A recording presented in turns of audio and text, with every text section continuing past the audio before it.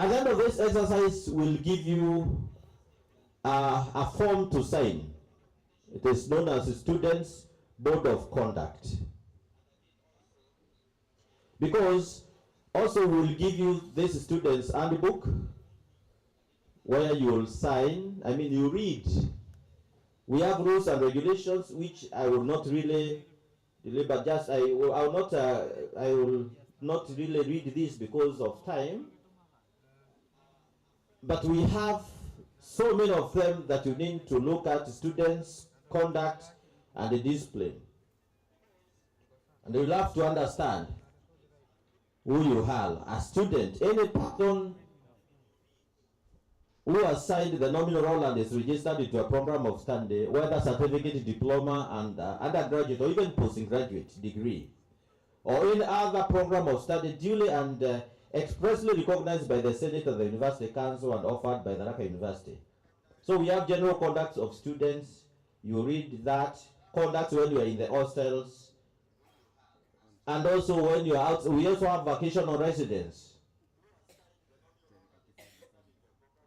Note this one, because we have seen some gaps.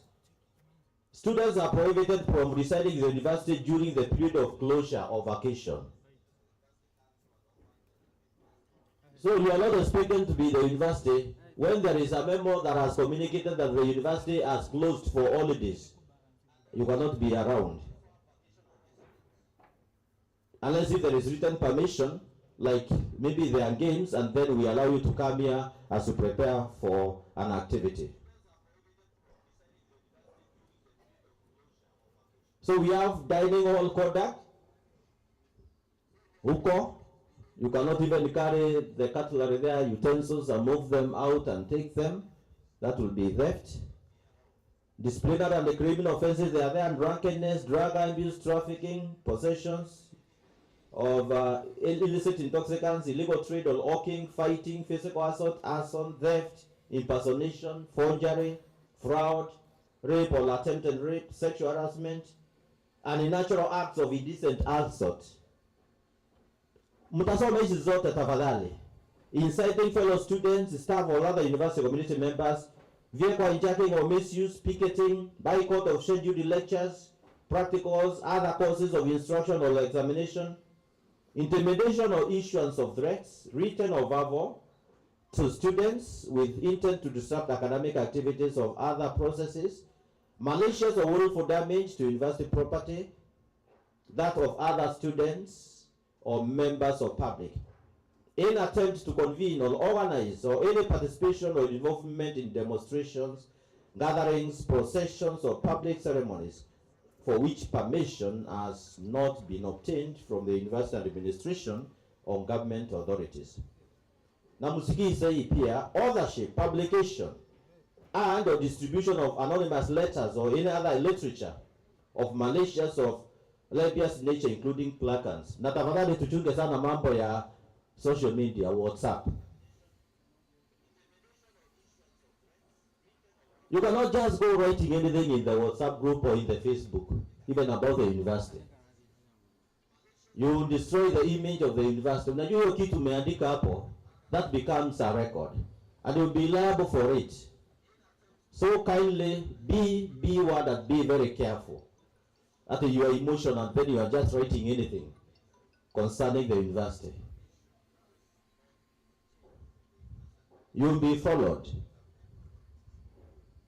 So let's not use our WhatsApp group, social media, or posting things just like that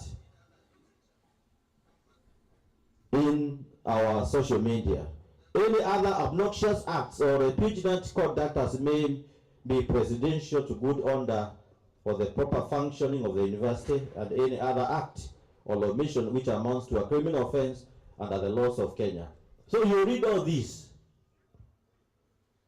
You read all this, and when you are found, we have a disciplinary procedure. Compulsory, we have it, where you go through disciplinary procedure, and there are different consequences, even being expelled from the university. So kindly, after you have read this, when you give you the students' handbook, you sign the students' board of conduct, and then we'll keep it everyone will do that. So without much ado, let me take this time to appreciate our Deputy Vice Chancellor, Academics, Research, and Student Affairs. There are two Deputy Vice Chancellors. And this program is sanctioned by her. It's actually under Student Affairs. So she coordinates all activities, academics, research, and student affairs. Naona kuna wale labda hawajasimama, tusimame as we stretch and as we welcome Professor Veronica Nyaga, the Deputy Vice Chancellor. Let's just appreciate her as you let's give a clap to her. 1, 2, go. Ingine, karibu sana, Prof.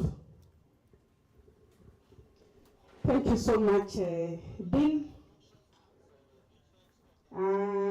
I start by saying God is good. God is good and all the time.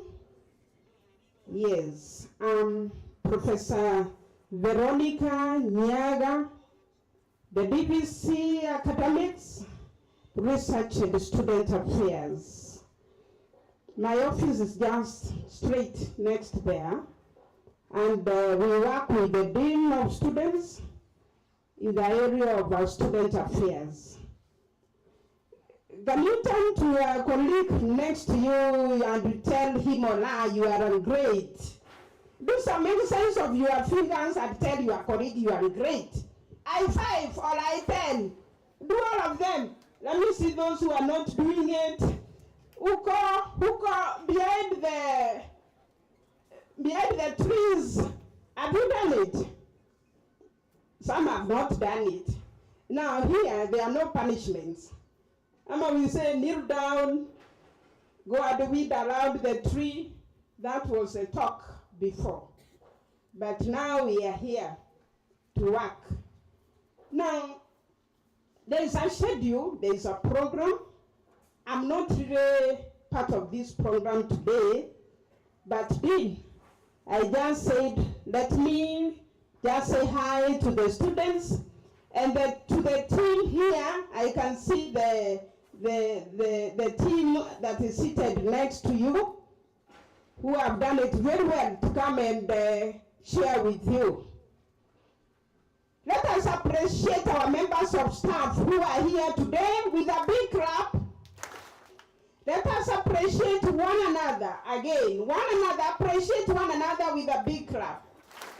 Appreciate your parents and your guardians who have made it possible for you to be here today. They have done a lot. Fees, no fees, you are here. And I want to tell you, you are in the right place. Can you tell your colleague you are in the right university? There are 2 universities in Kenya. I don't know whether you know them. There are 2 universities in Kenya. Feeding the dash. Which ones are they? There are 2 universities in Kenya feeding the dash, but in the examination, amutakuta hiyo feeding hakuna. It is you apply, you discuss like that. There are 2 universities in Kenya. We will try. Just try.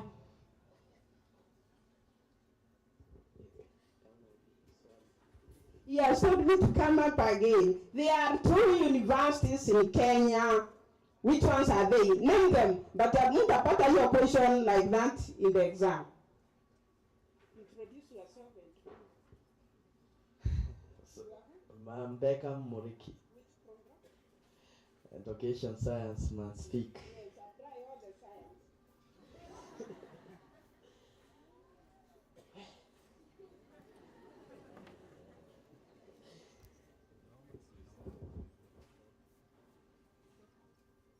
Let us appreciate Beckham. He has got it. I'm a teacher and I know he has gotten it. There are 2 universities in Kenya today. Tharaka University and others. Can you clap for my answer? Tharaka University and others. Those are 2. Okay. I want to tell you you're in the right place, Tharaka University, and welcome. We are so happy We've never gotten this kind of numbers of students. This is the first group that has reported in good numbers. Can you give another good clap for yourself? And because I know we have our day to speak, that is management. For me, I just wanted to tell you that you are in the right place. We are here for you. On Friday, we shall be here to listen to the Vice Chancellor's address, and it will be the climax, and we'll expect all the members of staff to be here. We are going to work together for your growth. You are here to bring up your career. That is why your parents have really worked very hard for you to be here. Remember, there is a book that talks of there is time for everything. This time is yours to be here at Tharaka University to grow your career. Please let us follow the instructions. When I look at the program, there are so many good ideas that are put for you to make you settle. That is why we say if the students are not oriented, they become disoriented. Those who are taking this orientation, they'll get to know how to move. If you miss this, you become disoriented. And as I'm ending up, because there is a program, I want to remind you of one of our psychologists who talked of psychosocial behavior. He talked of a stage where you are now. A stage between, there is a stage of development between that is around 18 years. How old are you now? Under 18? Don't mind. Around 18 years. And he called that stage identity versus role confusion. That is, it is your time to identify whom you are at this time. What is my career? Whom do I need to become? Where am I heading to? Who is my friend? Who is my teacher? That's why you are being oriented. If you miss this, you get to role confusion. You'll be getting to a lecture which is not yours. You'll be getting to a career which is not yours. You'll be disoriented. So this is your time. Get to know your identity. Get to understand your values, your career, your people, and all what is around you. If you miss the orientation, there may be role confusion because you are trying to understand why you are here. What is the career I'm getting to? Because this is the time you are being guided on your future. Now, there's another stage he talked about, it's called intimacy. Now, at your stage, you need to know whom you are, and more so, do people like me? Do people love me? Have you already started making friends? Do you have friends? Tuko na girlfriend or boyfriend? Okay, you need to know whether I'm loved. My dear students, as you go through all this, take care of yourself. The general understanding of people when you set to the university is that you take care of yourself. You are responsible of yourself. With a lot of freedom, you are responsible for your lectures, you are responsible for your feeding, you are responsible for everything. You are now a mature person. You are now a citizen. So, everyone, when you get to the university, the understanding is that you can take care of yourself. So nobody will be following you behind to tell you walk fast, get to class, eat food, the bell is long. It is you. Take care of your freedom. Take care of your freedom. And the understanding is that you are here for your studies. We will be talking on Friday, but we are saying from Monday, make sure you are set to attend the classes. I can see the teams are here to tell you about timetabling, examination, and so forth. You have to take care of yourself. Make your own plan because nobody will push you to do anything. The only thing you can be pushed to is when you get to be disciplined and you have to face the disciplinary committee. But the rest you are free. And because you are very good and we really appreciate you, and I want to graduate all of you in 2020 what? Dean, when are we graduating? 2029, as we welcome the CBE. I want all of you to get what? There is first class, second class, third class. Which one do you want? Which one do you want? Which one do you want? First class. Yes, first class. When you get first class, you are likely to get a job in Tharaka University. Can you clap for our VC? We are very alert. If you get the best, you become a member of this university. You get a job, and there are no jobs in this Kenya. There are very few. So I would want to put a mind of you are here to learn, and you take care of yourself, you take care of everything. Thank you so much, Dean, for giving me this opportunity. Let us again appreciate all of us. Some are not appreciating themselves. Let us appreciate our source beings.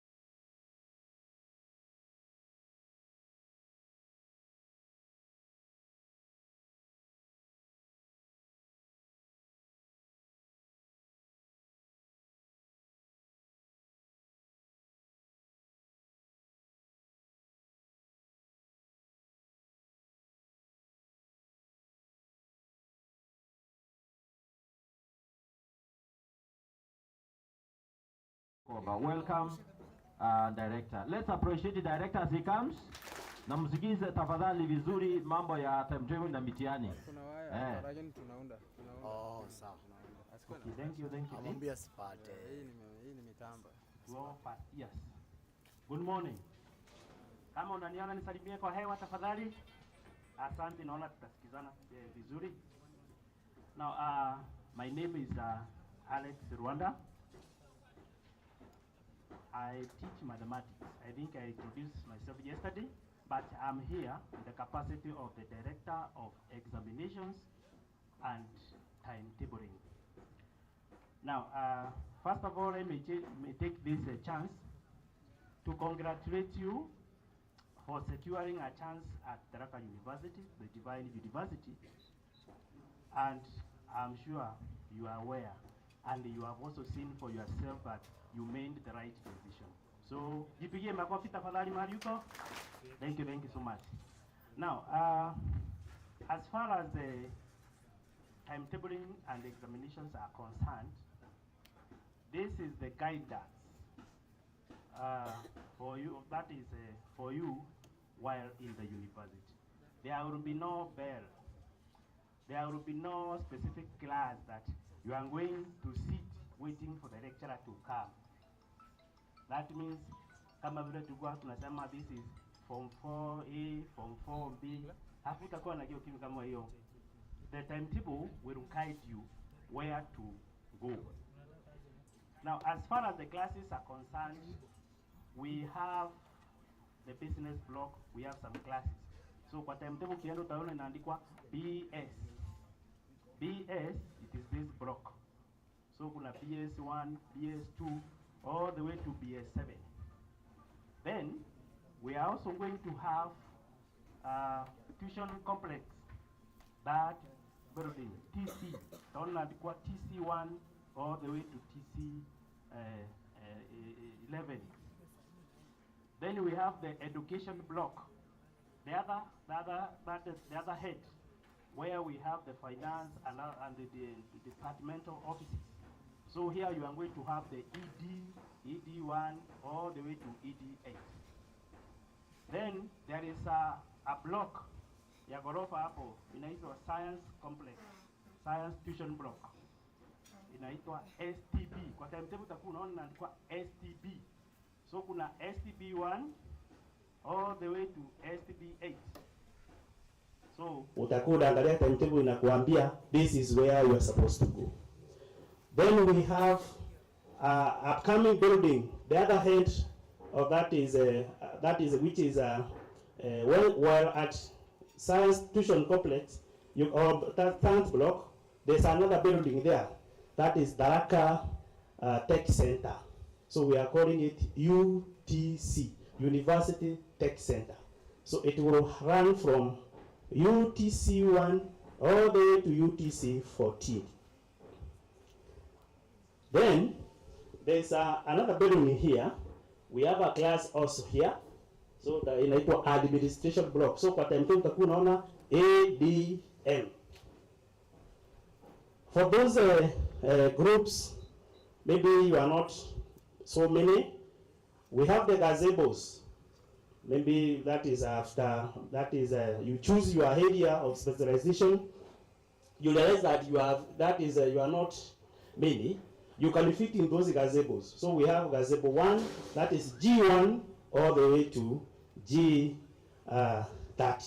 So those are the classes which we are going to use when it comes to learning. Now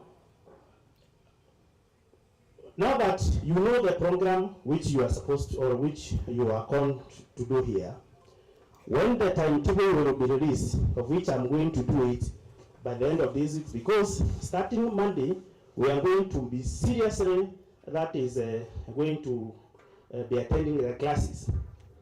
You will just check your subject combination. If you are doing community development, if you are doing education, maybe Kiswahili religion, timetable will guide you. These are the units which you are supposed to do. But you identify the unit from the allocation which will be provided by the department. So I think so far, now that you know what you are supposed to do, the department will put those allocations on the notice board, then identify the units which you are supposed to do, then go to the timetable, check when will that unit be taught. Every unit will have 3 hours per week. That is 1 hour and therefore another session of 2 hours. So you will check them, and then you go to the class where or which is indicated on that timetable. Wait for the lecturer to come. That is how you are going to be operating. Now, this directorate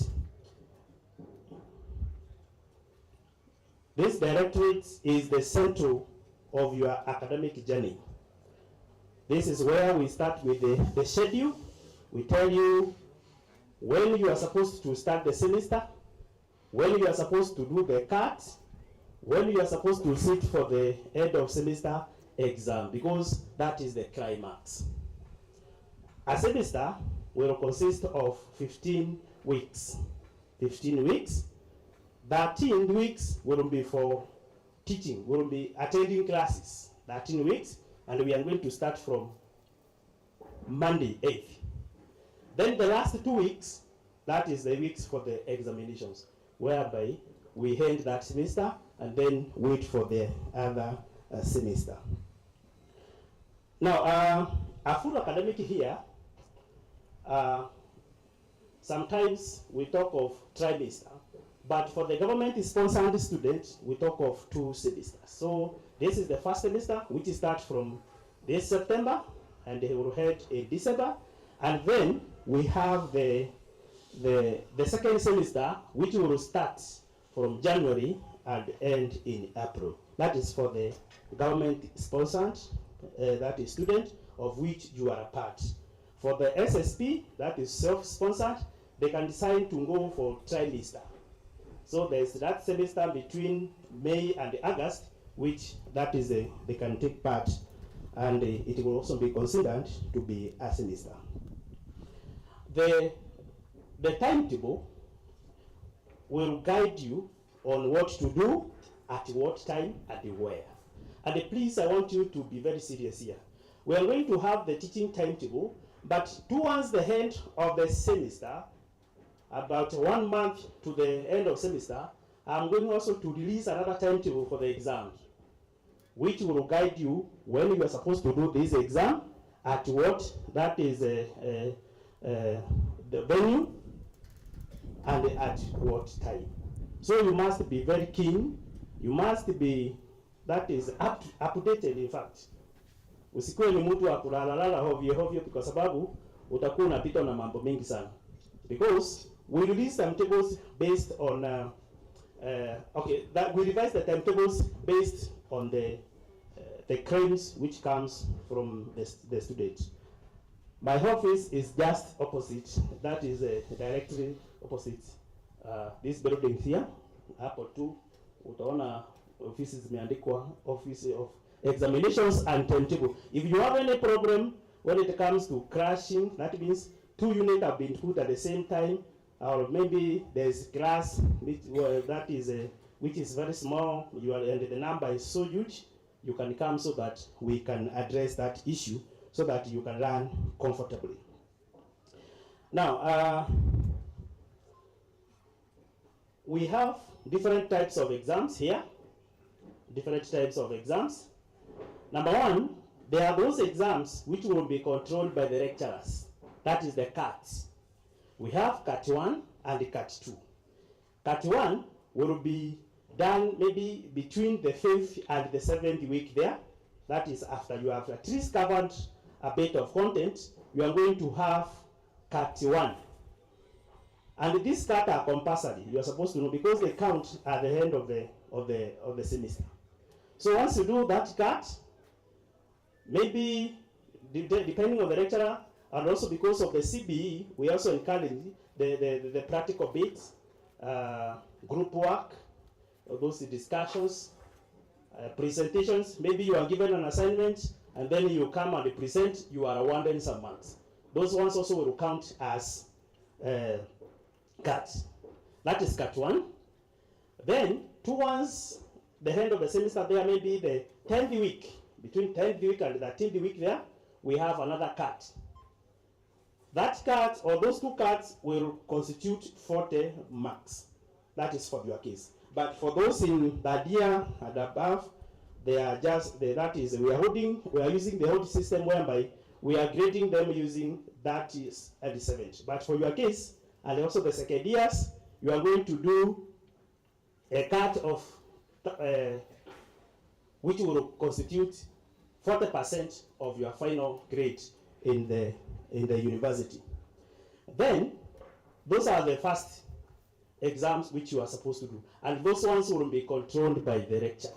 And please, you must take them seriously also, so that you are graded. Because if you don't perform well in the CAT, then it means even the end of semester exam will be a problem.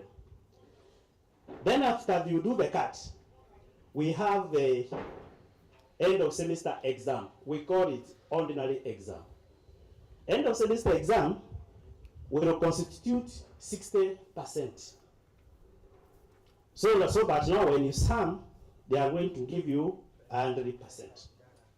So this end of semester exam will be programmed and will be controlled now by the Directorate of Examinations. Because that's why I said a timetable will be prepared for you. You are told this is what you are supposed to do at what time for all the units which you will be required to take. So once you do that exam, if all goes well and you manage to pass the exam well, you are likely to get a 40%. Although we are saying the CAT is 40, You cannot be graded if you only do the CAT. You must do the main exam and also the CAT for you to be graded. So the minimum or the passback will be 40, which is a D. So if you get a 40 and 40 to 49, you are going to have a D. I'm sure you know what is a D. Si unajua what is a D? Mnajua what is a D? Mnajua kwa sababu wale wengine mlikuwa mnasoma nao walipata D, hawako na nyinyi hapa. Si sawa? Then between 50 and 59, that are C. Sasa hatuna D minus, hatuna D plus, you are going to have a C. Between 60 and 69, you are going to have a B. And then between 70 and 100, that one will be A. Si 70 niwezi kupata? Tuko pamoja? Si niwezi kupata 70? Ni rahisi sana. Only that you have to be very serious with what you are doing. Now, in case you get between 0 and 39, it means you have failed. Umeanguka 39. Umeanguka hiyo mtihani. So it means you are going to repeat that exam. So that exam is known as a recit exam. You are redoing it because you did not meet the threshold of the hard exam, of the ordinary exam. We call that one a recit exam. That recit exam, you must apply for you to sit for it. You must apply through your portal, and you have to pay. You have to pay for you to sit for that recit exam, because that is an extra work which you are giving to the lecturer. So it comes at a cost. So if you want to save your 3,000, because you paid 3,000 to do that recit exam, if you want to save that 3,000, then it means you have to work hard and make sure you may pass a 40 and above. Tunaelewana? Am I clear there? So if you want to save that 3,000, make sure you work hard, make sure you know what you came here to do, and also you follow what the lecturer that it tells you, so that now you can manage 40 and above. That are recit exam. Now, in the process of doing the main exam, that is the ordinary exam, some things might happen here. Maybe you are bereaved, and then by your relative. Maybe you are hospitalized, and maybe for that means you are sick. There is another exam we call special exam. This special exam is given to students who will be having those cases I've mentioned. Maybe you were bereaved when the exam was being done. Maybe you were admitted, were sick. Maybe you were on labor. So unajua sasa hapa tuko 18 years and above. Na utapata wengine hapa very soon that is unajipata kuna mambo itakuwa imetokea. Alafu hiyo siku ya mtihani umeenda kujifungua. That also a condition for special. But this special exam, sometimes back we used to give another exam in between the semester for those students. But these days we are treating it that you are going to apply for that and give that evidence, but you are going to do that exam. You are going to do that exam when the unit is next offered. When the unit is next offered. And this offering of a unit will be in a semester. For example now, this is the first semester we are starting. There are some units which you are going to do. For example, those people who are doing mathematics, there is a unit known as Math 124. Math 124, that is geometry and linear algebra. Maybe you happen to do that unit. Towards the end of the semester, mambo imetokea hapa, umeshindwa kufanya mtihani. Then when go to end here, because now next semester that unit will not be on offer. When you will be in second year, the first semester, this unit will offer. That is the time now you need to apply so that you can do it. While in second year, you will come back and do that unit for first. Sasa wewe utafanya hiyo mtihani na wale watu wako wapi? Wako form 4 saizi, sawa? Because they will come here. That's the condition. Those exams which are offered in between the semester are for only students who are graduating, because for their students maybe has done an exam, maybe has failed, maybe he or she was caught up by those problems. We offer those exams so that you can enable them graduate, that is, and then they go to the job market. Some also may miss the exam because of fee. Those exams also, you are going to do them when next offer. So, in other words, there is no special treatment as far as these exams are concerned. Because if you open that room, you realize that everybody, unaenda kwa mtihani unakaa unaona hii mtihani hakuna kitu unaona hapa. Unajua unaona darkness. Utaona darkness. Because there are some who never attend classes. There are some, saa hizi, you will be introduced to sherehes, kwenda kupiga sherehe. Sasa utapata time ya kusoma. Unatangaziwa kesho kuna cut. Hujaijua nini imefunzwa. So ukienda kwa hiyo cut, uone kitu. Kama utaona kitu kwa hiyo cut, you started now giving up. Ndio semester imefika hujasoma. Mtihani ni kesho. Wewe umepewa karatasi unaangalia, hakuna kitu unaona hapa. You decide or second years, third years and fourth year will tell you, usifanye hii. Special exams zitakuja, ndizo zitakusaidia. So hakuna kitu kama hiyo so far. I'm sure I'm very clear there as far as the special exams are concerned. Now, somebody might do the exam, the main exam, ameanguka, amefanya receipt. Hiyo receipt ameanguka tena. Hiyo receipt ameanguka tena. What happens?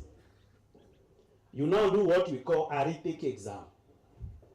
A retake exam will be done after you have done the first exam, you fail, you sit for that the second exam, that is the receipt, you fail, and then you retake. This retake, it means you are going to go back to class a whole semester, and it will be at a fee, which will be determined by the Senate. It will be at a fee. But at the end of the day, we want you to graduate so that you can go. And if you fail 50%, you fail 50% of the unit in an academic year, then you are likely to be expelled from the university. So hakuna mchezo when it comes to mambo na kusoma. You are likely to be that is discontinued in fact, because you are not making any progress. So please, my dear students, those are some of the things which you need to undertake so that you don't compromise your studies. Now, when doing the exam, there are some rules which you need to observe.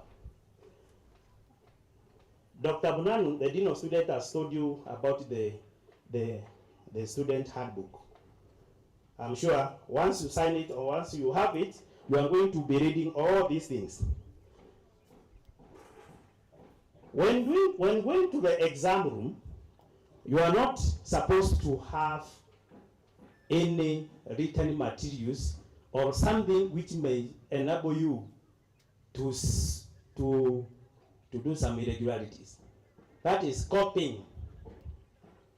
We are all human beings, and you are tempted. If I'm a lecturer, I give you an exam, and then I allow you to have a book in class, then unasema siwezi nikaanguka hii kitu na nikiona iko pale. So you are likely to be tempted. So to avoid that one, you make sure you don't have any materials, any written materials which are likely to that help you do some cheating. Phones. Siku hizi watu wanapiga picha, naweka PDF, and then you are likely to use it to copy. That one also is not allowed in examination room. You are not supposed to ask your neighbor or to unarefusha shingo, angalia anaandika nini. Nikiona hiyo, laka ni regularity. So that means hapo ni kila mtu anafanya nini? Anajifanyia kazi yake. So if you are caught, there is a form which you fill.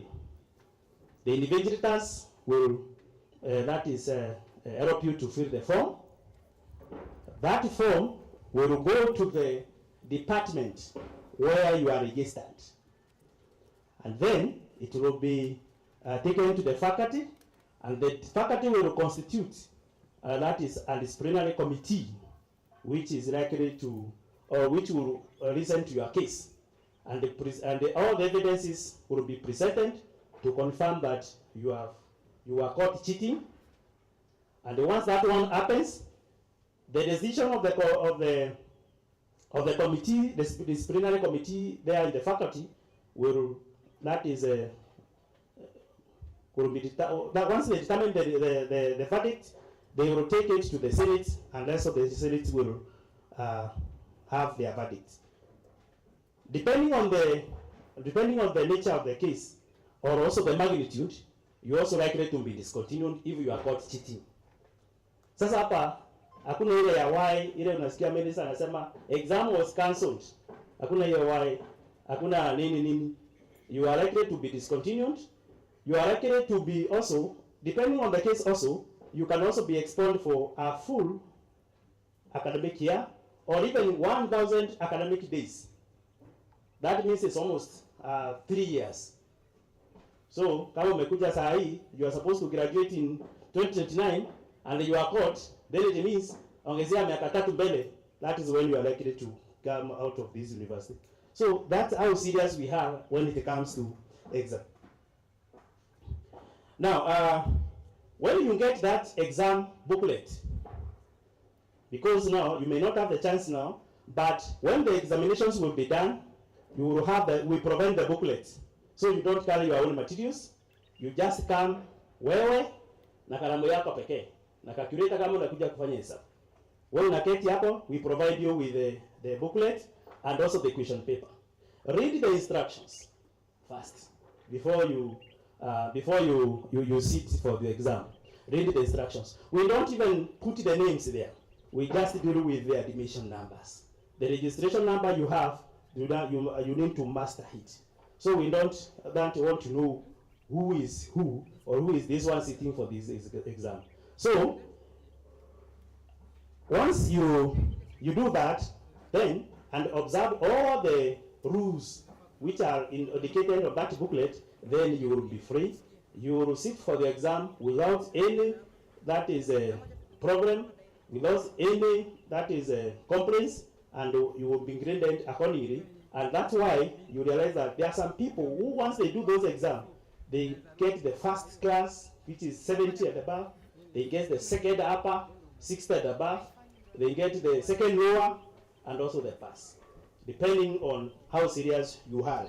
And it is very easy, by the way, to get all those things if we are serious. Now, this timetable we are going to release, if you realize that there are some lessons which are crashing, they are appearing at the same time, I've said come to the office, the report, so that you can rectify. Just don't stay with the problems, or don't stop attending classes in the name that the lessons were crashing and I'm not able to attend the 2 lessons. Come, especially through the class reps, so that you can rectify the problem, and then you continue with your studies comfortably. Once that timetable is released, just extract your timetable. Extract your timetable. That will be the guide. That will be the guide. And also some lecturers, or in fact we encourage you to be in a group, in a WhatsApp group, where the unit which will be placed, whether the group, because there are many, you form the WhatsApp group. That's where the lecturer will be communicating to you. That's where the class rep will be communicating to you. We have this class at this time. The class has been postponed because of 1, 2, 3, and all those communications are very important. We also use the notice board whereby you are going to place the timetable, and also we have the groups for all the class reps.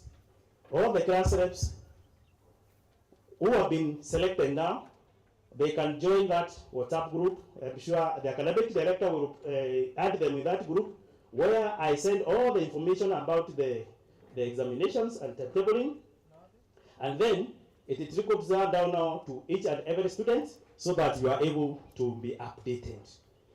Now, maybe to conclude, there are some common mistakes which we normally do. They seem to be small mistakes, but they are very costly.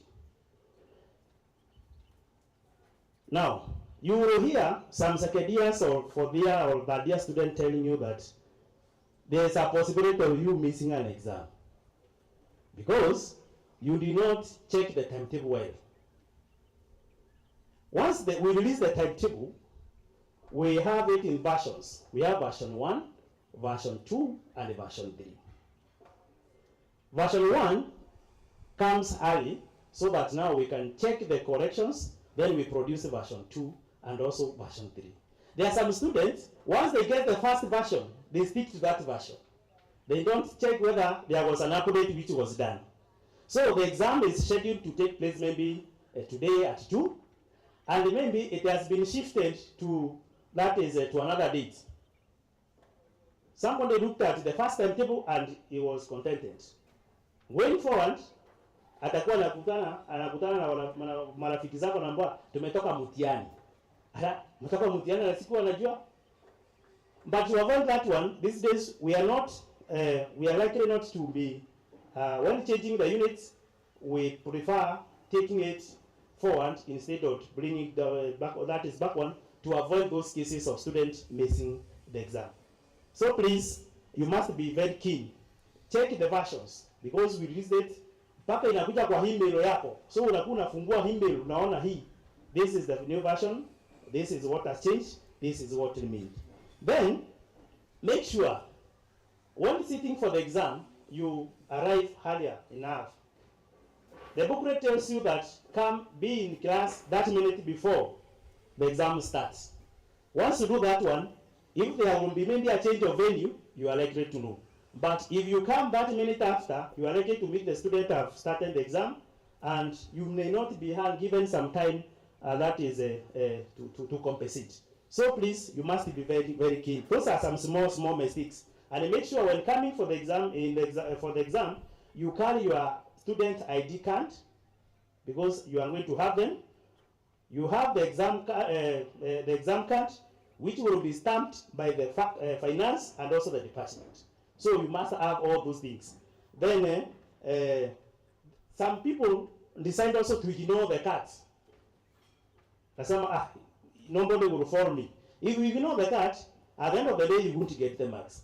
And also, as I've said, be checking the updated timetable.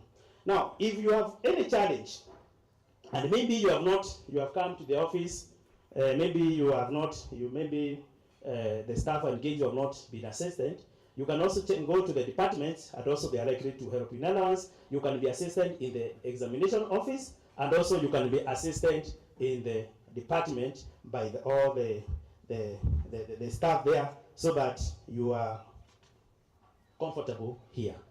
Now, I think I've mentioned the main things as far as the exams is concerned, especially the 5 types of exams which you are likely to do and which you should take seriously, so that your life here will be comfortable. Start revising early. When you go to the class from Monday, the content you will be given, start reading it. Don't be the person or the kind of person who will read when you are told tomorrow we have a cut. Umeweka miguu kwa maji ndio usipate usingizi ndio ufanye cut. Na hiyo sasa you are likely to be tempted to copy. And once you are caught, even the cut, once you are caught, all the consequences will follow you. So start revising hard enough so that now you are not going to be that is disadvantaged at the end of the course, so that you have a comfortable life as far as the examinations are concerned. I think I've mentioned most of the things, and those which are not clear, maybe you can be come to the office so that we can assist you. But also we will be guiding you, because you are lecturers. We are also be guiding you in class on what you are supposed to do. Thank you for listening for me. Thank you so much.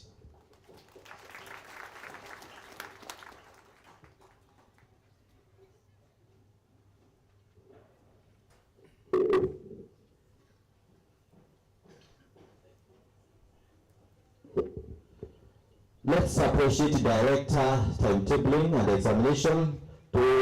Let's open to Fungwe Tuweke. Another one. Thank you very much, Mr. Alex Rwanda, the director timetabling and examinations. So with us, we have staff. We wish to recognize them. There are 4 of them from Universities Fund.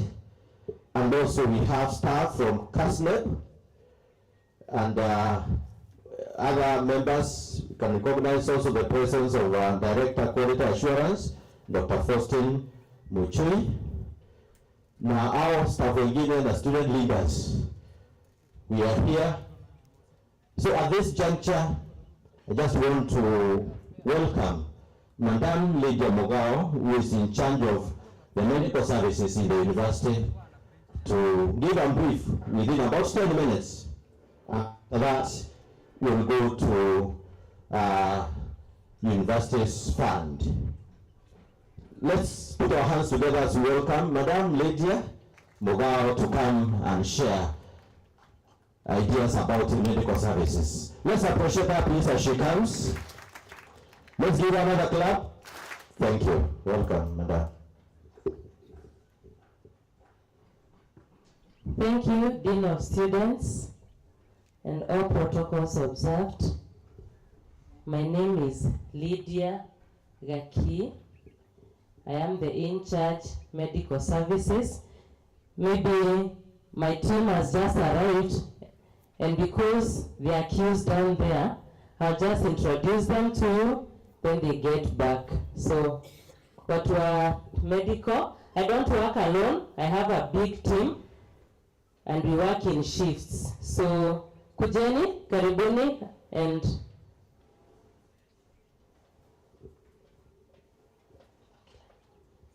so we make a line here. This is just a quarter of the team. We are several of us. Some are on night duty, others are on off, others are still continuing down there. So this is the team that you'll be meeting in the health unit. Yes, we have a health unit in the university where you get treated for minor illnesses, and we want to ensure that you are healthy. So let them say their names, then we release them back to baki tuendelea. Sindio? Hello, my name is Dr. Mbabu Wilson. I'm the pharmacist in the health department. Good morning. My name is Lily. I work in the medical records. Good morning. I'm Winjam within pharmacy department. Hello. Good morning. I am Diana Gaki. I work in the health records. Good morning, everyone. I'm Basilio, clinician. So maybe you can release them. You can get back to the office. Yeah. So thank you. Let me take this chance to welcome you to Tharaka University, and congratulations for securing a place in this divine university. Feel welcome, tufanye pamoja. Wengine wamekuwa, they have made it, so you will also make it. I want to make you know where we are located. We are located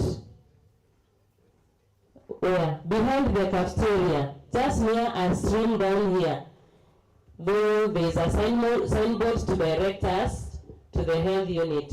So iko huko chini, mnaona huko, mnaona huko, but within the university. That is where we are, and we are operational 24 hours. But we encourage students to visit the facility between 8 a.m. to 5 p.m. because that is when all the staff are in. After that, we only have very few staff on duty, and you may not be able to access all the facilities that you'll be needing that time. So tunaomba mkiamua kukuja hospitali, kuja saa 2 mpaka saa 11.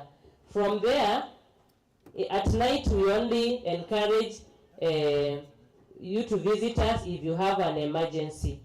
And an emergency is something that cannot wait till morning. I hope that is clear. And when you are visiting the facility, make sure you carry your student ID. No one will be treated without a student ID. Hata kama unajua namba, lazima utusaidie na student ID yako so that we do some verifications before we treat you. Treatment is free, and we encourage you to seek medical services before it gets worse. Mnaelewa bila namaanisha hapo? Usingojee kuwezwa, kisikia kidogo kidogo unakuja. Sawa sawa? Yeah, because we may end up waiting, wacha nisikize, then it gets worse until it becomes irreversible. So please, let us seek medical attention early enough for any issues that we may be having. Then we also operate on over the weekends, but still over the weekends we still have a few clinicians, so we only prioritize the emergency cases that visit the department. So kama unaweza ngoja mpaka Monday, that is okay. That is also when our lab is open, weekdays Monday to Friday, 8 to 4 p.m. So if you want any lab tests done, you can only visit the facility mchana. Tumeelewa hapo? Yes. Then we have several facilities in the department. We have consultation, we have laboratory services, we have pharmacy facilities. Then we offer health messages to individual clients, Then we also do routine HIV/AIDS screening. That one you can walk to the facility and have it done without even having going to the clinician. Ukitaka kufanyia hiyo kipimo ya HIV/AIDS screening, you just come, walk to the laboratory and have it done. So that is it. Then whatever we are not able to offer in our facility, because we are a level 2, there are hospitals around us that offer detailed services or more comprehensive services. So we have, right from the university, the nearest facility you can visit. But remember, anytime you visit a facility outside, you cater for your costs. You pay for your bills. So, right hapa, on your way to Gatunga, near the booster hapo chini, along the hill, there is Gatunga Mission Hospital. That one you can visit. They also have admissions facilities. So that is one of the facilities. Then we have a health center in Gatunga Market. That's it's a county level 3 hospital. It's called Gatunga Model Health Center. You can also visit that. So those students living in Gatunga, na umegonjeka usiku ama mchana, you don't have to come to the university for treatment. Those living in Gatunga, you can visit Gatunga Health Center. The services are free. You can visit there because of the distance. Tunaelewana? Yes, because of the distance. You don't have to come all the way here for painkillers. You just visit Gatunga. They also have lab services. They can do some tests for you. Then, in case of operations or where you want to see a consultant, a gynecologist, physician, ENT, dental, we have Marimanti level 4. It's on this side. In Marimanti, it's a level 4 hospital with ward facilities, with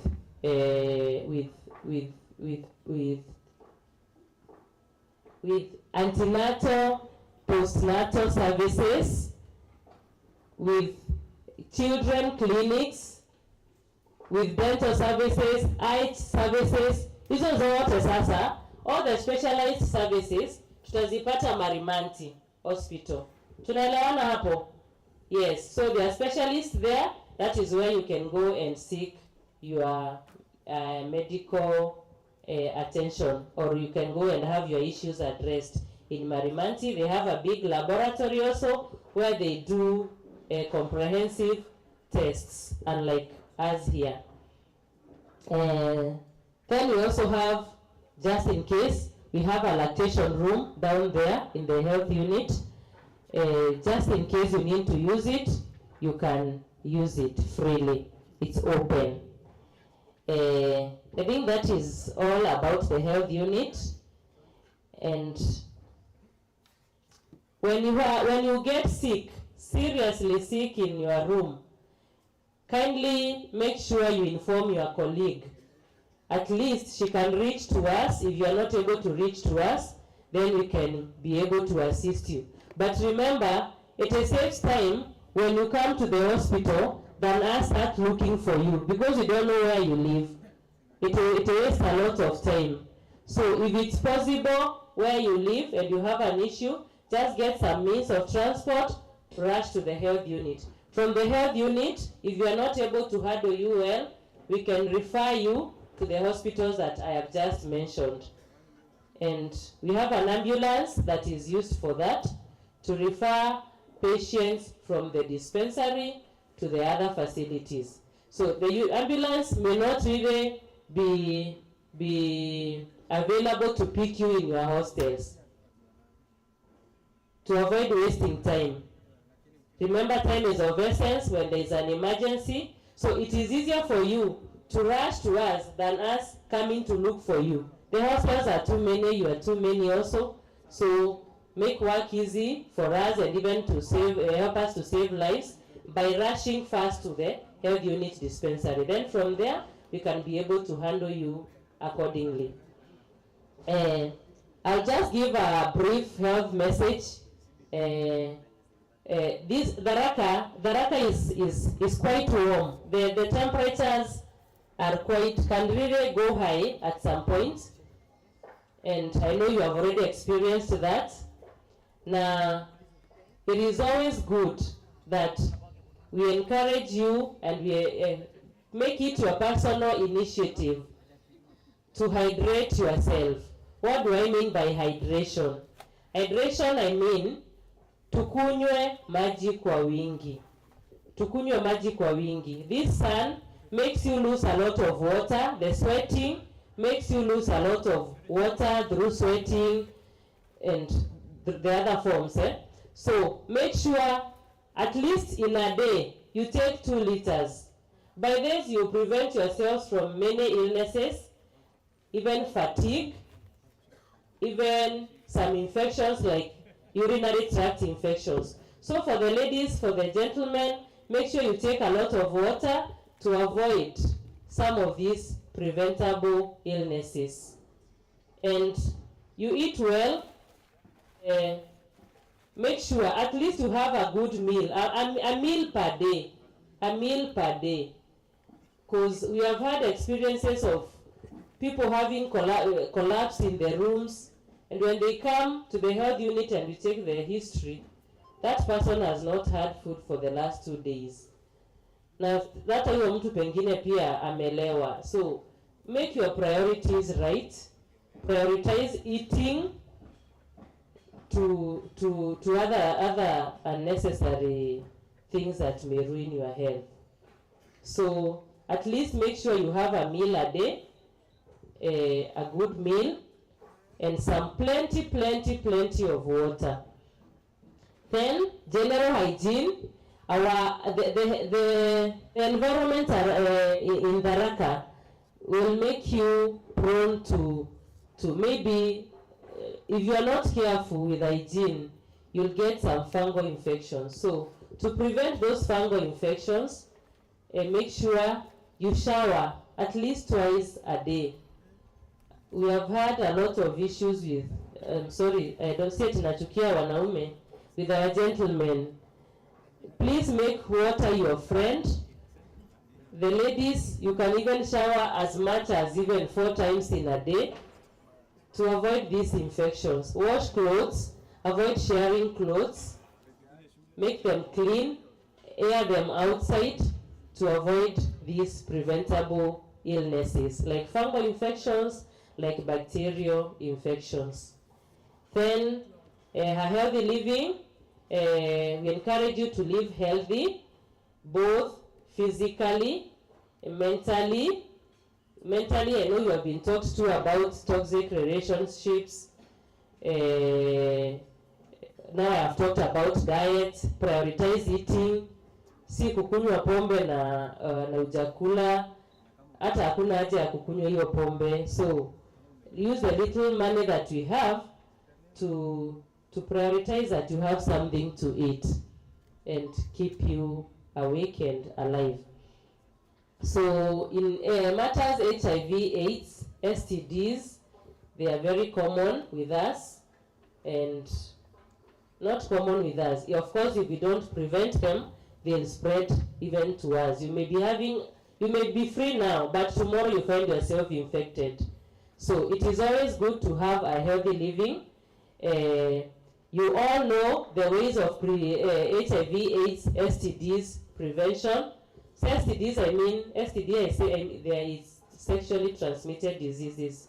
So at our age now, our age is me and you, let us try to prevent the spread of these infections as much as possible, and we'll have a smooth life in campus. We'll avoid spending so much on drugs.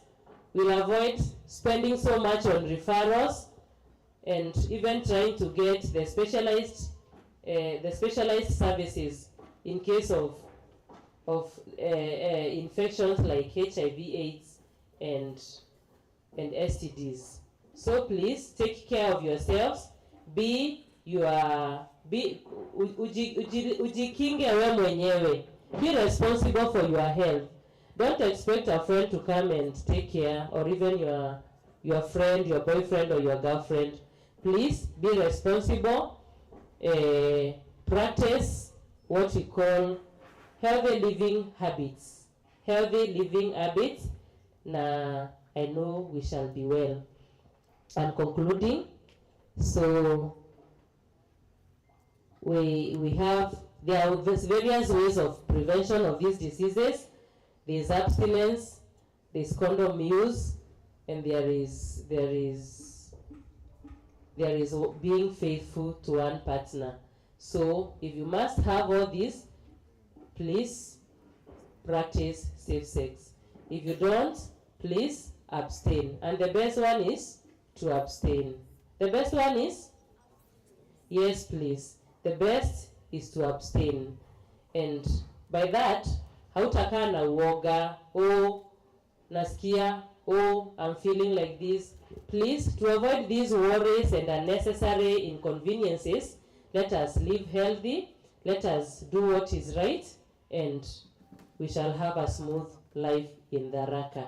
So thank you very much, and once again, karibuni tena Tharaka, and always feel free to come and visit the health unit for the services that I have told you. Thank you very much. Thank you so much, Madam Lentia Mogao. Hebu tusimame kidogo tukimu appreciate na 3 Factorial. Pale tumeketi, tafadhali tusimame. Let's give her 3 factorial. 1 to go. Thank you very much. You can have your seat kindly. Thank you, Madam Lydia, for that. At this point, we are privileged to have 4 members of staff from University's FAD who will be with us from today, tomorrow, Thursday, and also Friday. Yesterday, we had staff from Higher Education Loans Board, and we agreed to organize for another session where they will also come and be with us for about 3 days, very soon. With me, I have a list of 92 students that will not be able to read. There are those that, just by mistake, when they were making applications, maybe from cyber, they will explain when they are self-sponsored students. So they are in this category. We have Alfine Akinyi Ochieng, Abraham Uyandi, Amos Lesengei, Annie Gaki Mogambi, Ariana Gaki Nyamo, Benedict Kerubo, Okangi, Boru, Jasho Duba. The list up to 92. Na tafadhali ningependa at this point tusikize vizuri. They will give us instructions on what to do so that we can rectify that. And we are placed as a regular student. So they will take time to explain to us the general aspects within about 30 minutes. Then after this, they will be stationed in Learning Resource Center. Naamini tumetembea hapa university, build the cafeteria. Yesterday we were in the groups and there are those who went that side. So tunajua upande ule wa ED block near the finance office. There is the computer lab and LRC. LRC means Learning Resource Center. Watakuwa hapo and individual students, but of course we are not going to move as a crowd. Tutaenda hapo, kuna leo na kesho na hata Friday in the morning hours, because on Friday at 10 we have the Vice Chancellor's address. So those early hours, they can address the issues before they leave on Friday in the afternoon or from 1 p.m. So it is my pleasure to welcome them. Kuna vile wamejipanga, tafadhali wacha tuwapigie makofi wakikuja, watueleze mambo ya funding. This is a very important area for us. Welcome so much. Let's appreciate them. Tuwapea hata hii faktura wakikuja. 1 to go. Karibuni sana. Watasema majina yao.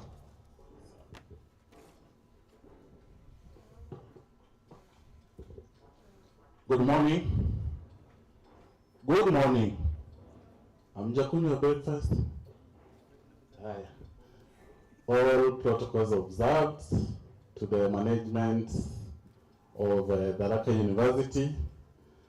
We are really privileged to be here this morning, and I'll give my colleagues a chance to say something, and then I present something small here. So, good morning. My name is Brian Kiriago. I'm from the University's Fund. Good morning. My name is Charity Njoki from the University's Fund. I'm happy to be here. Good morning. I'm Kinati Kaimenyi from University's Fund. Welcome all. Asante.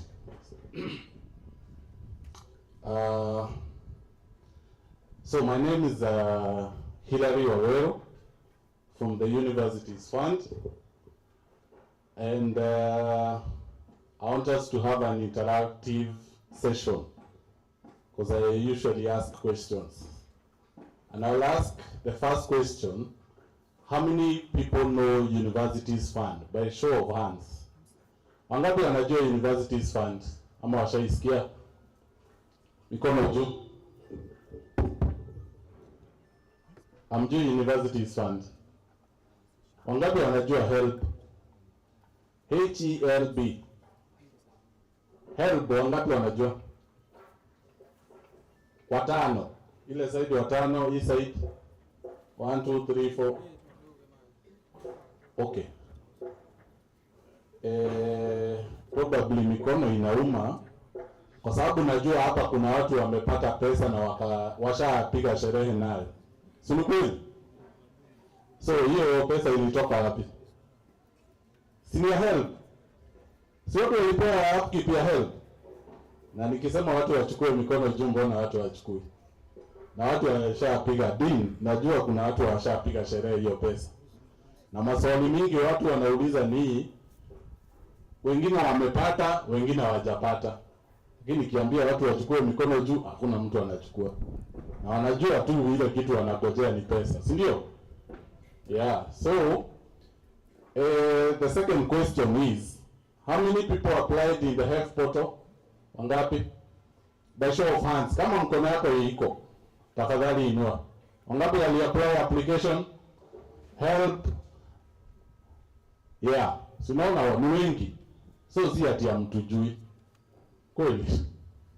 Yeah, because in that portal we have two bodies or two organizations. You have the Universities Fund and you have HELB. And what do we do? As the Universities Fund, we offer scholarships.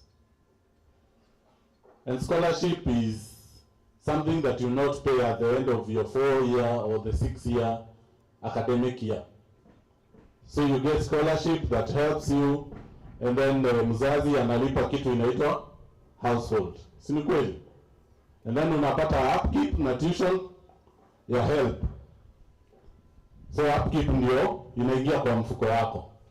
Ni sawa mpaka hapo? Yeah, so we have 3 agencies that we deal with. So long as you are placed by COOPS, you all know COOPS, right? You're all here in Tharaka because of COOPS. So long as you are placed by COOPS, you find yourself eligible to get scholarships and loans. And actually, let me one more time all congratulate you for making it to Tharaka University. Sawa? Yeah, you are here by merit. Marks zako ndio zilikuleta hapa, si ndio? So congratulations for that. So as I was saying, we have 3 funding agencies. So HELB, it deals with tuition, loans for tuition and upkeep, right? Then we have Universities Fund, we deal with scholarship. That is like the capitation that you get in high school. So we pay for your scholarship, and then we have SDTVET. It's also another body in the Ministry of Higher Education, and this deals with TVET. If you have any brother or sister or neighbor who got a C-, C+ and below, he's eligible to go to a TVET near you, or wherever he wants, either a polytechnic or a technical training institute. And that SDTVET also gives loans, and also HELB gives them scholarship, gives them loans as upkeep. Ni sawa? So kama uko na brother ama sister mwenye alipata hii, unajua mtu anapatanga hii kwa nini? Umeandika majina yako, index number, kila kitu inaenda blank. Sawa? Si ati umefail. Wewe hiyo hii inasema endelea. Naweza endelea na maisha. Ni sawa? So if you have a brother or a cousin who got a knee, tafadhali usimwambie akae nyumbani aendeshe bodaboda. Aende TVET, apply. There are those courses, plumbing, masonry, electricians. Sawa? They can do that course for 1 year. and as TVET will pay for that 1 year.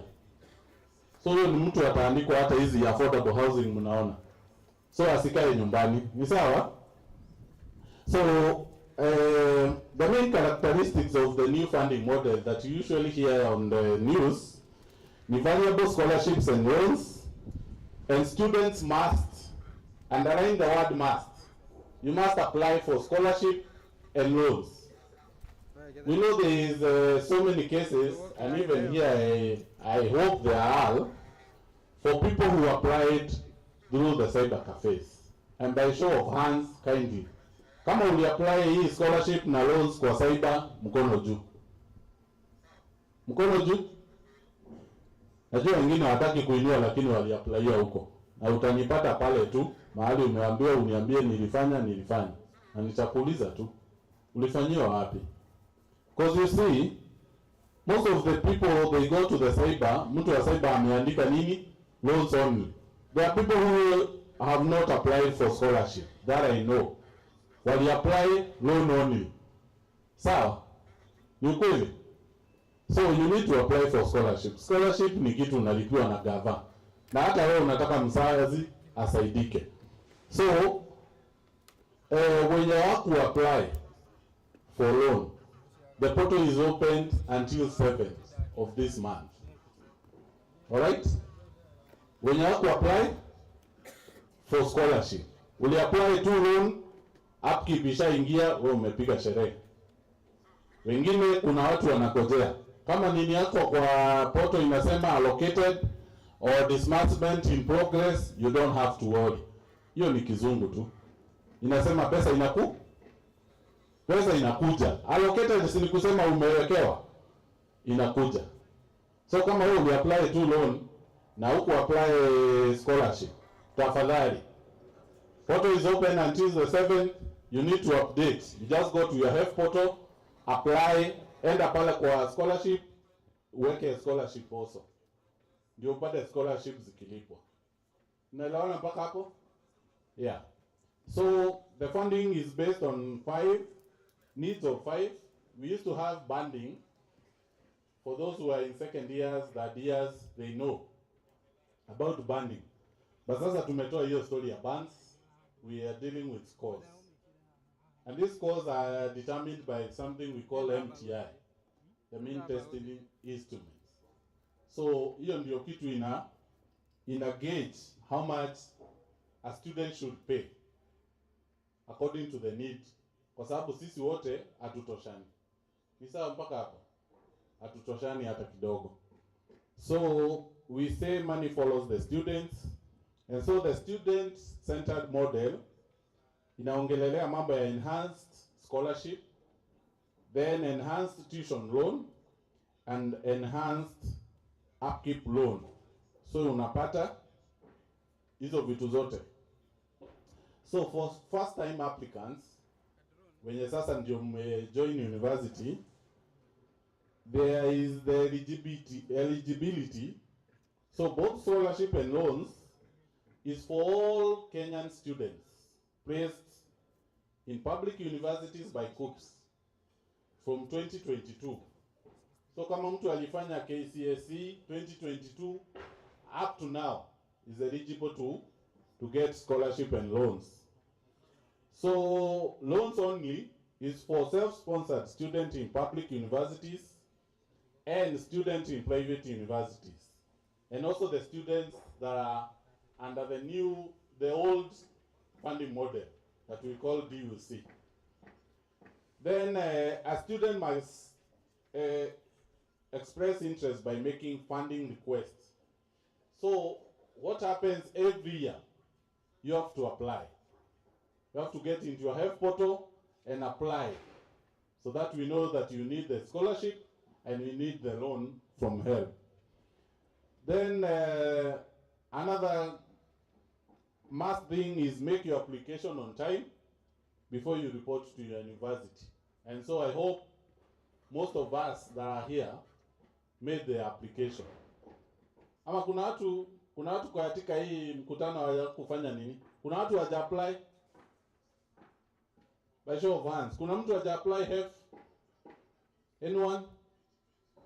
Maybe hukuwa na ID, ukasema since I don't have an ID, I can't apply. Anyone? Hakuna. Good. At least nyinyi may apply, so pesa itawafuata. Before you start the application, these are the must-have things. Your valid email address. Valid. Email address ndio utatumia for the 4 years that you are applying for your scholarship and the loan. So you must have a valid email address. Usiende cyber, uwekewe na mtu wa cyber email, and then aweke password yake, jina yake, na wewe ujui. You will not be able to access the portal. So have a valid email address, your telephone number, your KCSE index, and year of examination. Then if you're sponsored, you need to attach a PDF, your KCSE, that was KCP index number, your KCSE, and also if you are sponsored, you need to attach there. The portal has that space of putting the PDF, your university or admission number, your passport size photo in GPF, and your copy of national ID or Maisha card, both sides in PDF, or your birth certificate you must attach, your valid account number or M-Pesa number. Let me stress on this one. We realized in the years ahead that students used to open their accounts using the banks, using their parents' ID or phone number. So tukitumia mzazi pesa, mzazi anakula hiyo pesa. Na tukimuuliza, what is the cash crop of Tharaka? What do you grow here? Do you have bonuses? No. Okay, most of the areas, let's talk about my own, because we have coffee.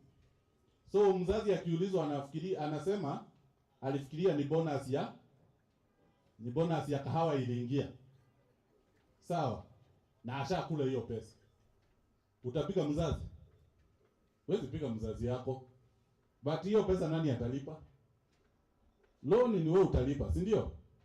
So tulitoa. Then again, watu wa cyber walikuwa wanaweka namba zao. And most of the time is when you have sent DCI people to go and arrest those people. Kwa sababu unakuja kwa ofisi yetu ama kwa help, unasema hukupata loan. Tukiangalia tusha disperse. Iko kwa namba ya nani? Ya Yegon. Yegon ni wewe? Hapana. Mimi naitwa Mark. Na Yegon ni nani? Tunaangalia tu. Tunajua ni mtu wa cyber, anaenda anashiko. So to do away with all that, if you are a minor and you have not gotten your ID, you go to Postbank. You open an account, a junior account with Postbank. And even these other banks, junior accounts in KCB, if you had a CAB account, we can't place money there. Reason being, the details are still with your mother, because your father, because niye alifungua na ID yake. So the best thing is you go to Postbank and open an account there. That is where money will be dispersed. Or if you have an ID, you put your number. Because if you put an ID and a phone number, you uweke ID yako na namba ya mama, ama ID ya mama na namba yako, haitachukua. Ni sawa? So your parents' national ID and registered telephone number, kwa sababu there is a code that is sent to that number, and 2 guarantors' ID numbers and registered telephone numbers. So kama una ID, and I know most of the people maybe hawakuwa na ID, usitense. Because hiyo space ya inaitishanga ID, you put your index number so that your portal or your applications go through. So how do we determine the level of need?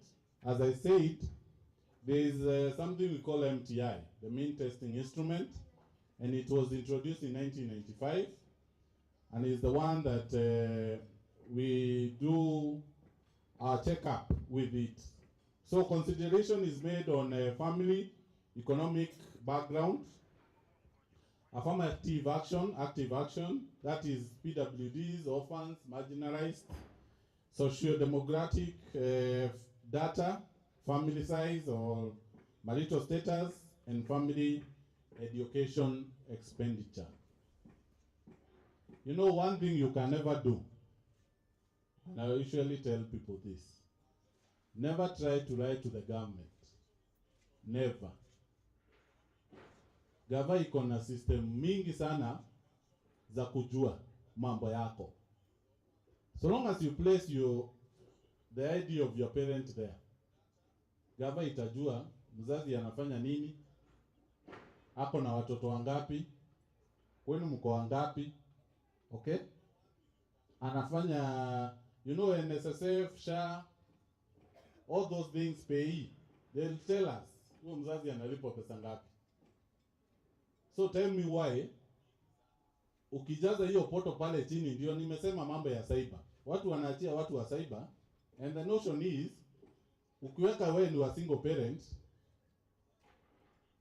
na uattach, then uweke income ya mzazi kama 00, utakuwa band 1. Kuna mzazi ya nani 00? Kuna mzazi ya nani 00? Hakuna mzazi ya ani pesa. Hata kama anaenda anafanya mjengo, anapata 500 yake, at the end of the month hiyo ni 12,000. So hakuna mzazi ya nani 00. So ukiweka hizo details za mzazi, gava itajua mzazi ni mwalimu, anaani pesa, ama ni polisi, anapata hii pesa. So usijaribu kudanganya system, tutajua tu. Ni sawa?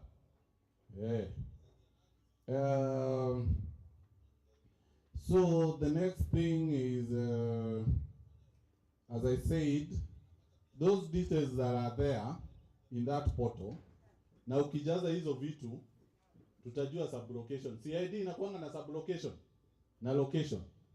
We have the numbers of chiefs, we have the numbers of sub-chiefs. So that's why I said don't try to cheat on the system. It will catch you.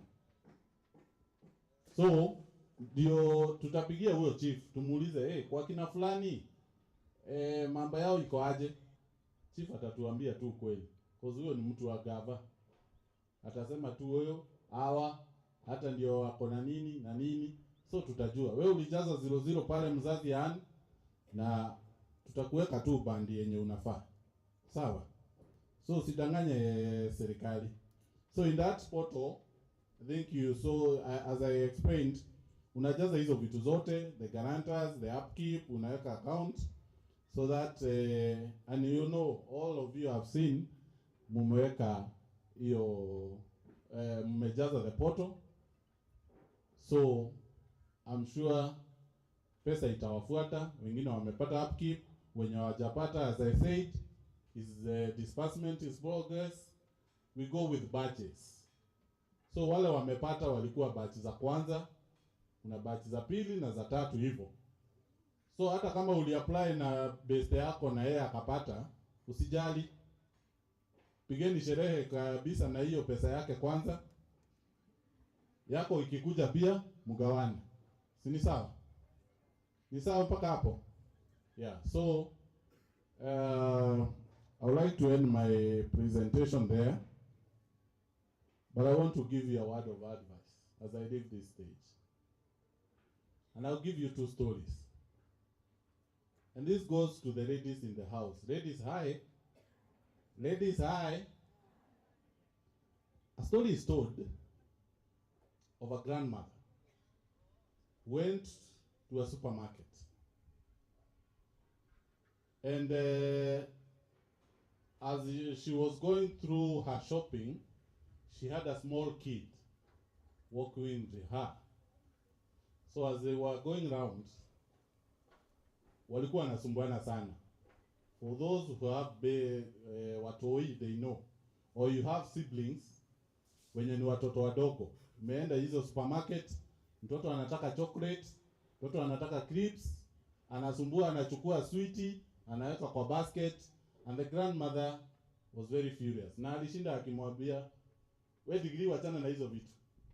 Degree wacha kuuza, wacha. Yeah? Na wakasumbuana sana. And so when they got to the till, one of the concerned parents who was also in the supermarket doing shopping, akauliza huyu maadhe, maadhe, huyu kijana mmesumbuana sana. Akasema amenisumbua kabisa, na unajua anataka hii na mimi niko na budget. Akamwambia but now shida hata si hiyo. Mimi nimesikia ukimuita jina in our local language, sijaisikia. So nikataka kujua hii jina ni gani. Kwa alikuwa anamuita degree. Yeah? So shosho ndiye akaambia huyu maadhe, I took my daughter to the university. Na badala alete degree ya masomo alileta nini? Badala alete degree alileta nini? Alileta mtoto. Ladies, umetumwa hapa na mzazi kufanya nini? Kusoma. Madhe anataka hard copy ya degree. Sawa? Usipeleke kale mjukuu kwanza. Usipeleke madhe ka degree kadogo. Kwanza peleka hii. Ni sawa? Yeah. Tumekubaliana ladies? Yeah, because you know, tutananganywa. Actually the lady who was here ameongelelea mambo ya hizo, mambo ya HIV, AIDS, you know, pregnancies and what. Usikuje shule mchezo. Be good ambassadors in your village, in the institution. Hata mkiwa huko nje, you represent Tharaka University well. Sawa? The second story is about putting your value. Wewe ndio unajua value yako yenye umejiweka. Na usiache shetani akufanyia maovu, downgrade your value. Story is told, another story of an employee in a supermarket also. Huyo mfanyikazi hakuwa amelipwa salary. So one morning akaenda supermarket, akachange all the QR codes za vitu zenye ziko huko. QR code ya fridge akaweka kwa tissue. QR code ya TV akaweka kwa maziwa. Sawa? So alichange QR codes zote za vitu zenye ni expensive, akaziweka kwa toothpaste, toothbrush, nazo za toothbrush zinawekwa wapi? Zinawekwa kwa fridge. So when the customers when the supermarket was opened in the morning, they went to watu wakafurika wakaingia supermarket kama kawaida. So the first customer akakuja akapiga nini? Akapiga fridge. Ikasoma eatable. Akalipa. Akatoka akaenda akaambia wenzake huko ni kama kuna offer. So kila mtu anachukua fridge nini, 30 bob, nini kila kitu. Katoto kakatumwa. Kakaendea mkate. Asubuhi. Mkate ikasoma pesa ngapi? 8,000. Mkate. Sawa? So when they went, when the owner was called, akauliza what happened. Akarealize ule jamaa mwenye hajalipa alikuja akachange nini? So my advice to you, do not let the devil lower your value. Sawa? Usiwekwe value ya mkate. Wewe ni fridge ama ni TV 55 inch. Sawa? So don't let the devil lower your value. Be of good character, you shall overcome. Thank you very much for those many remarks. Mungu awabariki sana na watendee mema. Asanteni.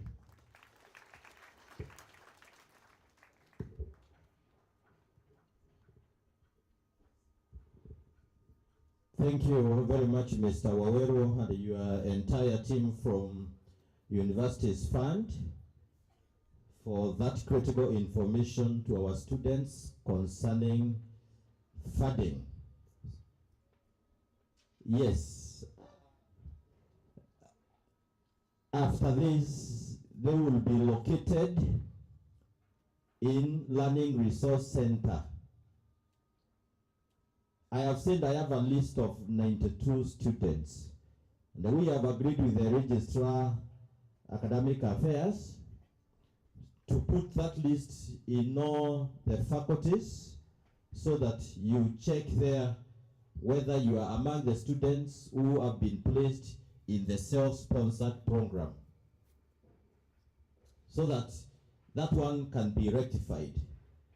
Nimesema kuna wale walijaziwa tu na watu wa cyber na walikuwa wanaweka vitu ovyo tu. So tafadhali tuwe makini, and maybe you are aware whether you are in the category of the regular student or self-sponsored, and of course now that one becomes an issue in terms of your funding. So Mr. Wero, I don't know whether you have addressed that kindly. What should happen when one realizes that they are in the self-sponsored program?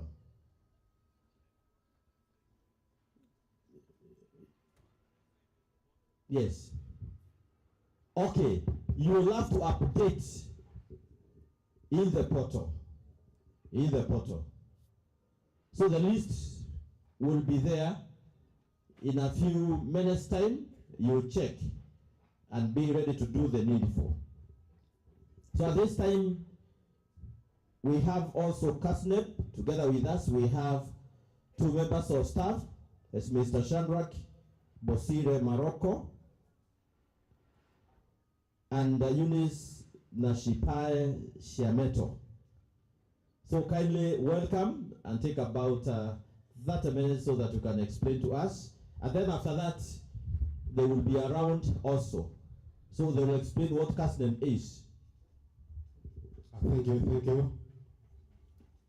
All reports was observed. Ladies and gentlemen, good morning. Hey, Mumechoka, good morning. Good morning. Yeah, before I make some few remarks, allow me to call my colleague, a young graduate, a young professional, and also a member of staff CASNEP to say chambo. Hi everyone. Hi. My name is Eunice Siameto, as you've heard. I am a CASNEP staff member. And some few years ago, I was a first year like you. And what I'll encourage you is to make the right choices now that you are here. And do what brought you here. You came here to learn so that you can become a better person in the future. Sawa sawa? Yeah. Thank you, Eunice. Now, I want to start my remarks by saying like this. Young boys and girls, the future is promising. Say amen. The future is promising. I want to hear aloud amen. The future is promising. The future is promising. Yes, that's why we have secured a place in Tharaka University. And as you can see, Tharaka University has a very, very, very good environment. I'm sure when you were coming in yesterday or last week or whichever day you came in, you were wandering from outside. But when you came inside here, ukapata mambo ni tofauti. Si ni ukweli? Now, my name is Shadrack Bosire, a member of CASNEP, a member of staff from CASNEP, and I would like to take you through what CASNEP is and what CASNEP does in a very few minutes. Now, CASNEP is an examinations body, just like NEC. When you are doing your KCP examinations, you are examined by NEC. Later in your Form 4, you are examined by NEC, the Kenya National Examination Council. Now, CASNEP is like a twin sister of NEC. But now the difference is CASNEP was established in 1969 through an act of parliament. CASNEP does not belong to the, it's not under the Ministry of Education, but it's under the Ministry of National Treasury and Economic Planning. So part of it, CASNEP is not under the Ministry of Education, but it's under the Ministry of National Treasury and Economic Planning. Now, CASNEP has a vision, has a mission, has a mandate, and above all, it has core values. Now, I will start with the core values. The core values are derived from the word CASNEP. If you write the word CASNEP downwards, you will be able to understand the core values of CASNEP. Now, if you write CASNEP downwards, I hope we are together with you. The first K stands for knowledge focus. Then A, accountability. Then S, sustainability. N, nobility. And E, excellence. And then B, standing out with belonging. That's what CASNEP stands for. So, knowledge, accountability, sustainability, mobility, excellence, and belonging. Now, CASNEP has got 13 qualifications. And today, I want to emphasize on 6 professional qualifications, because all of you are qualified to undertake the 6 professional qualifications. The first one is a CPA. I think most of you have heard about CPA. All those people have done accounting professional courses from different places, but purely from CASNEP. Now, the CPA is for those of you who wish to be accountants in the coming future. Remember, after 4 years from here, you will be eligible to go outside there and be ready for employment. But what will encourage our young boys and girls? At the end of 4 years, you will have a professional, you will have an academic certificate. From today, 2025, in a period of 4 years, each and every one of you will have an academic qualification. But will that one be enough for you to be employed? You will get the answer after a few years in the university. The answer might be yes, and the answer might be no. That is the reason we want to encourage you from as early as today. You consider taking some professional qualifications so that they will boost your academic qualification. So the second course comes in the programs is CS. That one is a certified secretary course. And this one will be very good for you people who will wish to be CEOs, managers in different organizations. We will be sharing some brochures with you, but for now, just take some simple notes. Very free, we have a course called the CIFA. CIFA, it's a financial analyst course. For those of you who will be doing BCom and make a finance option,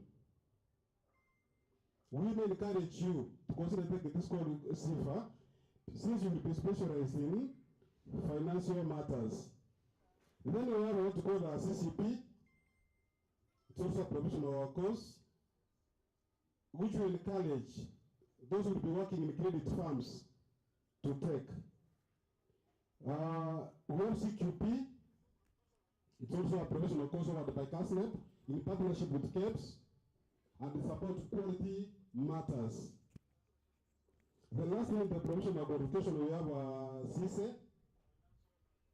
This one is an IT course, an IT professional course. So some of you will be taking IT-related courses here. Also, please consider having this course as your professional course. Now, what are the entry qualifications for you to undertake this or any of these 6 qualifications? One, you must have a C+, which I am 100% sure all of you attained. That's why you were placed in Tharaka University. some days ago, we used to say you must have a C plus and above, and then you must have C plus in mathematics and C plus in English. But nowadays we just say you must have a C plus. So whichever grade you have in mathematics or in English, nobody will buy you from registering for CASNEP courses.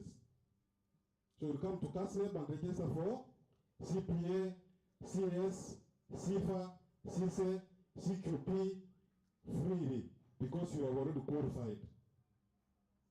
Then, for the information to your brothers and sisters or your friends, those who never made it to university, CASNEP also has diploma courses which they can undertake. And these diploma courses, the qualification is a C minus.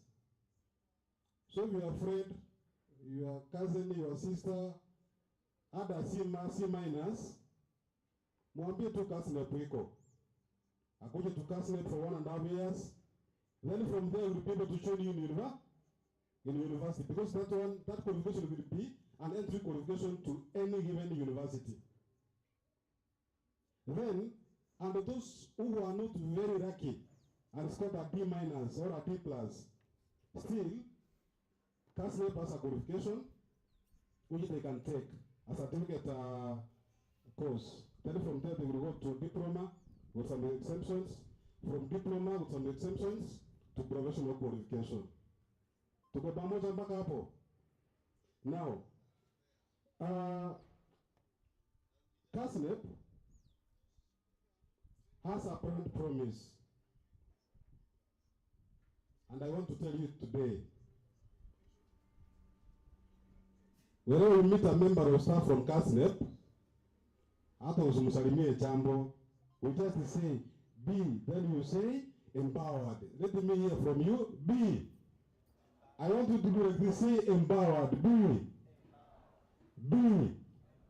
Yeah, because we want to empower you, young people, as young professionals in the coming future.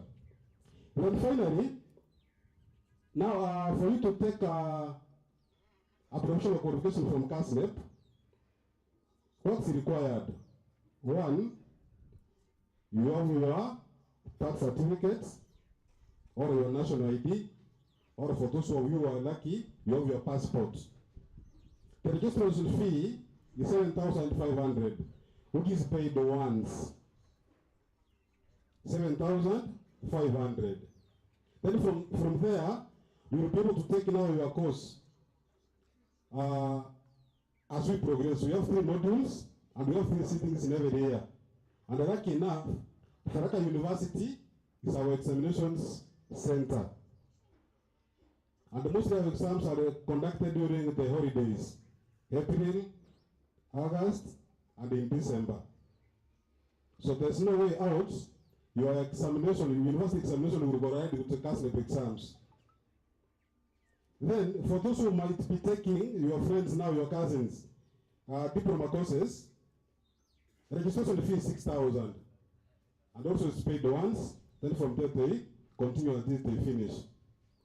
Now, for those who are maybe from not aware of families, CASNEP also has come about what goes CASNEP Foundation. CASNEP Foundation offers loans to only those people who are taking CASNEP qualifications, those who are taking CASNEP courses. So if you register with CASNEP, and then you feel you are not financially stable, you can again apply for a loan from CASNEP Foundation, which will pay for your tuition for CASNEP courses, will pay for your examinations fee for CASNEP qualifications, and also pay for your renewal fee, which is paid annually for CASNEP qualifications only. So as I'm about to finish, we'll be somewhere in from now up to around 3 or 4. So please, come to us, let us engage one-on-one, so that you may understand better about CASNEP qualifications and the processes of registration and the timings of CASNEP examinations. Finally, I want to leave you by a saying, and all will be very keen, may end up getting a present from me. So I want you to be very keen. Young boys and girls, I started by saying that the future is promising. But it all depends with who? With who? Somebody say with me. That's correct. It depends with you. Now, some days ago, there lived a very wise man in the outskirts of Nairobi. Now, this wise man indeed was very wise to me. But now, one gentleman wanted to want the proof whether indeed this man was wise. And what happened? He went to him very in the morning, holding something in his hand, which was just a live fry, nzi, ambaye alikuwa hai. So he went to the wise man, and asked that wise man, please, good morning, I want you to tell me, what am I holding in my hand, and whether it's alive or dead? Who can tell me the answer which the wise man gave to this gentleman by a show of hands? Usiogope. Hapo ndio Saudi na just come young man, come. Tumupigie makofi akija. Just come. Yeah, tell us your name and tell us the answer the wise man gave to this gentleman. Good morning, everyone. My name is Cephas Nene. According to me, the wise man said to the one who was holding that fly that the life of this fly depends on you. Very good. You have a present from me by the end of the event. So, what I was saying is, your life depends with who? Remember the prayers you made with your mom, your dad, your siblings. Ukitoka ukicha Tharaka. All the way from Western, from Nyanza, from Mandera, from Mombasa, from Nairobi, and from around. Mama aliketi, akakuombea, akakupatia kile kidogo alikuwa nacho, akajiacha, akajinyima. Kaambia enda shuleni usome mwanangu, ukuje na degree. Here you are today. You have been registered. You are being given all the avenues of getting some help so that you may not be sent away from school. What does it mean? Sasa maisha ni yako. It all depends with you. So work hard. By the end of the 4-year period, urudi nyumbani na degree. Na hatutaki kuona mwingine akirudi na what my friend said, kale kama mchukuu. Young girls, let me tell you. Wewe sasa kipatika bahati mbaya upate mimba, wewe ndio utakuwa unaonekana. Yule kijana mwenye alikupatia mimba yeye haonekani, ajiandiki mahali popote. Yeye ataendelea. The semesters you will miss, 2 or 3 semesters, this young man will be in school. Wewe ndio utakuwa kule juu kwingi. So, please, young boys and girls, be focused, and the future is promising. Thank you.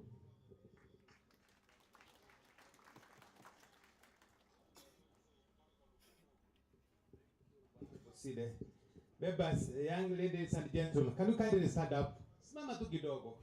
Kidogo tu, si sana, kidogo tu. Naomba tu usimame, hata kama wewe ni mzee sana usijali, hata mimi niko young. I'm only 60 years old. I'm very young. I'm still a teenager.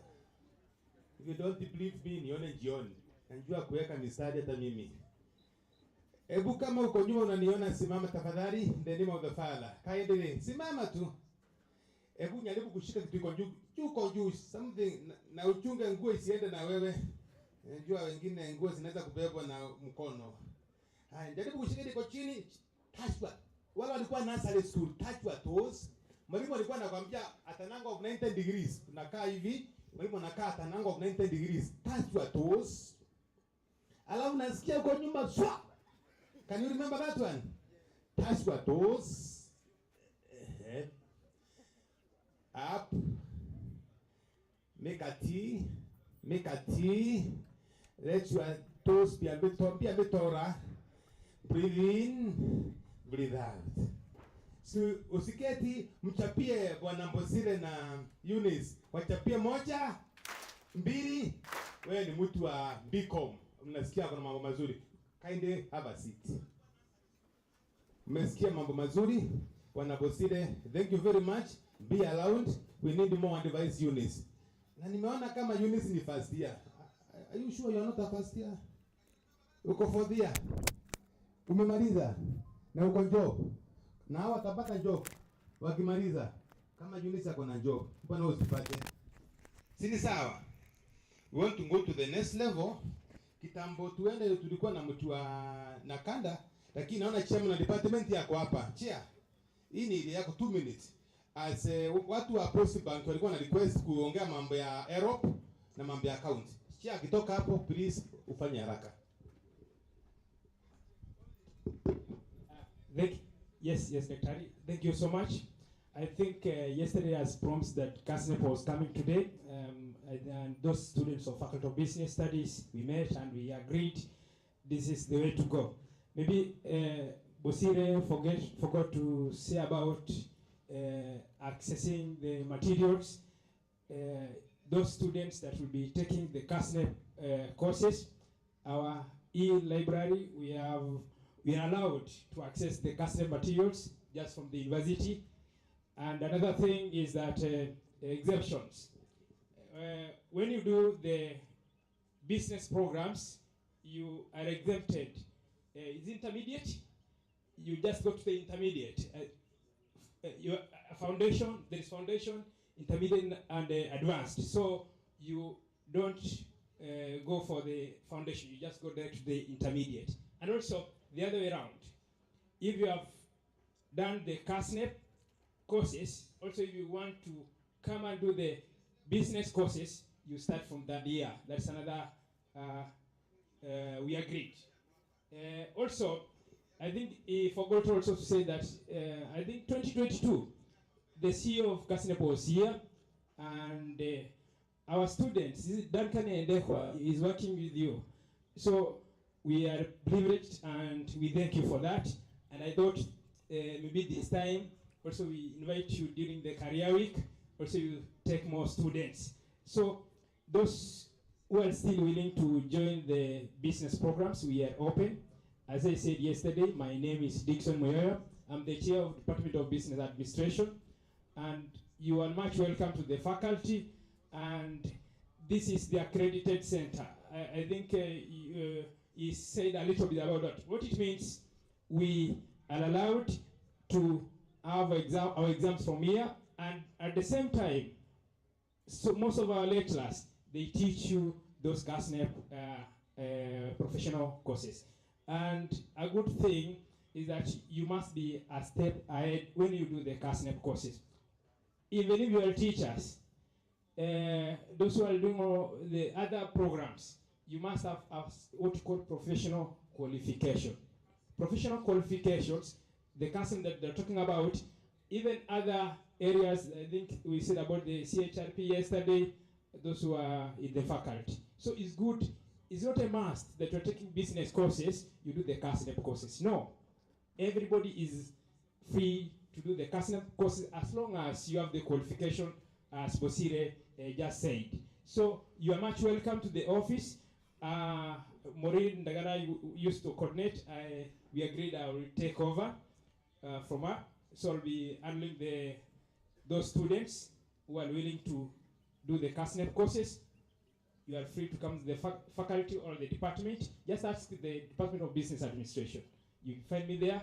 We get you more information, and we are free to serve more details on the courses. So, and I can agree with him that we agreed that our exams will not collude with the CASNEP courses. So we make sure that the timetable, we see the timetable, and also we see our timetable, and then we agree when is the best time we can adjust our timetable, so that because theirs is a national, so we can adjust ours. It's internal. We can. I think Alex said that, and you would be a step ahead, as I've said. Thank you so much, and you're much welcome to join those programs. Thank you.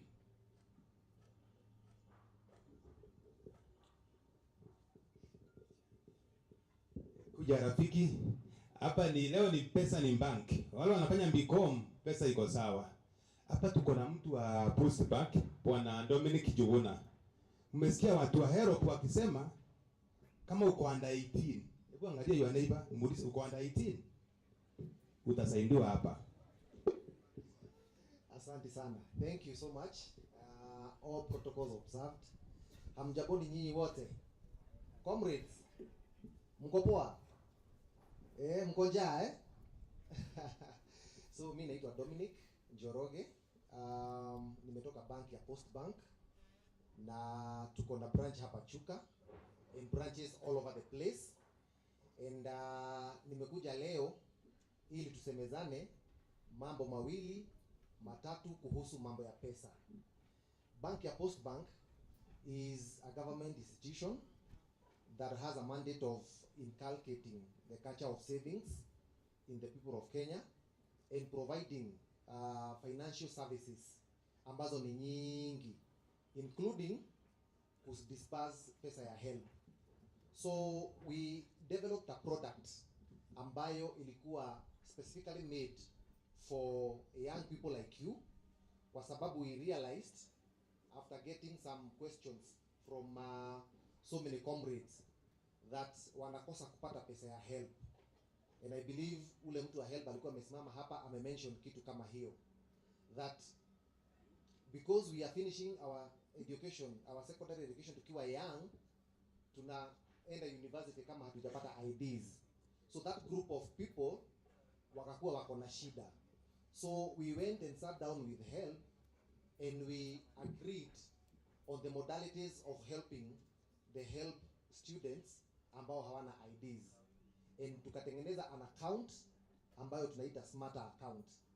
Smarter account is for those people ambao hawajafikisha hawajapata kitambulisho. Labda hata umefikisha, umeapply for the ID lakini haujapata. So we developed that account ambayo ukifungua unatumia birth certificate yako na ukuwe na photocopy ya mzazi wako. Tutakufungulia hiyo account, and once you go to the portal ya help utaulizwa mahali unataka pesa zako ziingie. And for those people ambao hawajafikisha, the only available option will be Post Bank. Sawa sawa. The only available option itakuwa Post Bank. Kwa hivyo najua labda kuna wengine ambao wamefungua with other banks na utaweka hiyo account. What will happen is, because the only available is Post Bank, pesa itakuja Post Bank, lakini sababu hiyo account number umeweka pale, it does not exist in our system, pesa haitaingia kwako, itakuwa suspended. That's when now we will get in touch with you tukwambie pesa, because utakuwa umeona pesa imekuwa disbursed. We will get in touch with you tukwambie pesa tuko nayo, come let's open an account with you so that upate ile pesa. Sawa sawa. That's number one. Number two, to access your funds. Account yetu inakuruhusu kuaccess pesa zako ukitumia simu yako wewe mwenyewe. Simu yako ni ile simu ambayo unatumia. It does not matter kama umeregister na jina ya mzazi ama jina ya brother yako. Tuko clear hapo? As long as you have a line ambayo inatumika, even if mzazi wako ndiye alikununulia, we will register you for mobile banking. Why do we do that? So that wewe ukiwa hapa Tharaka University, you are able to access your funds without problems.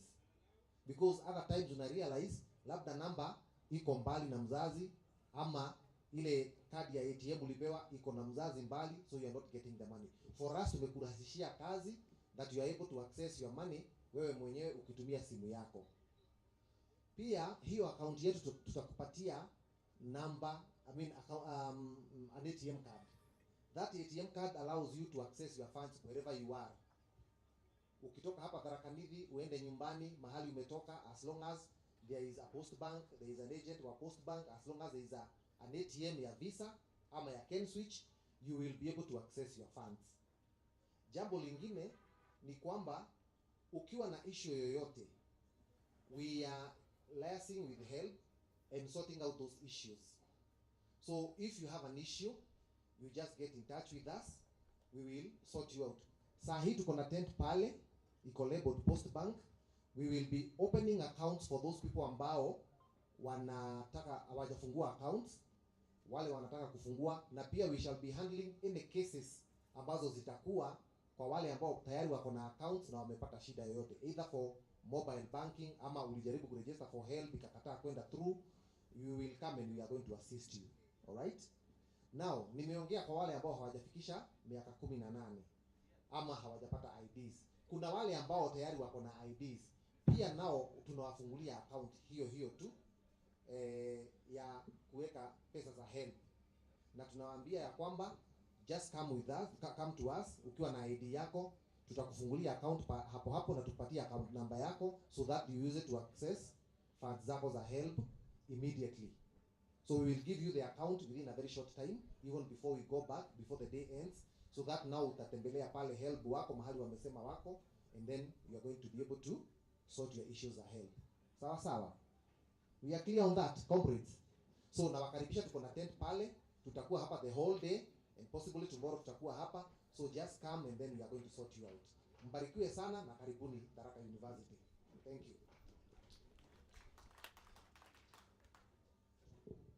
Thank you. Thank you very much.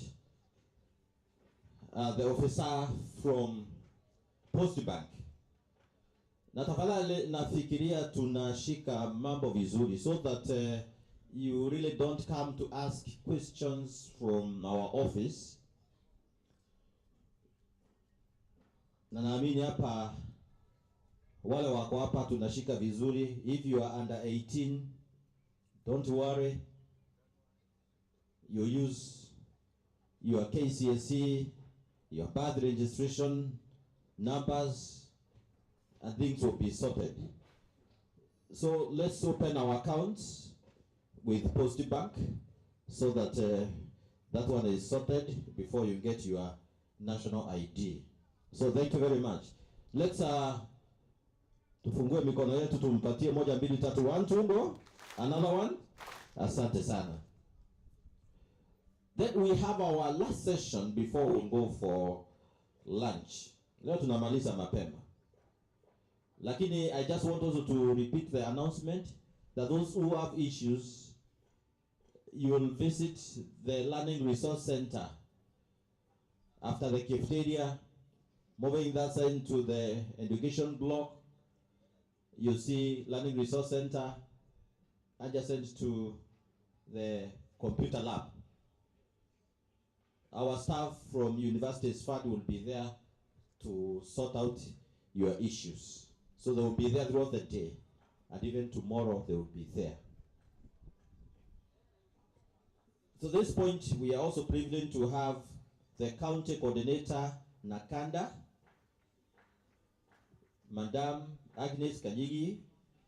She is coordinating the county of Tharaka Nithi and also Embu in matters drugs and substance abuse. She will tell you what Nakanda is. So let me invite her to come and take us through that session about drugs and substance abuse. Mmesimama kweli, wacha tusimame. Najua I also like, because I am a teacher. Hebu tusimame tujinyooshe kidogo as we listen to this topic, a very critical one. Have you spoken to the person next to you? Ujue jina yake tafadhali, naamini labda ni mgeni kwako na hamjaongea, hebu muulize jina yake. Kama mko ameongea na umjui, muulize jina yake, anafanya kozi gani. That's how you make friends. Nimekupatia hiyo nafasi ya 10 seconds kumuuliza jina. Ametoka kaunti gani? Anafanya kozi gani?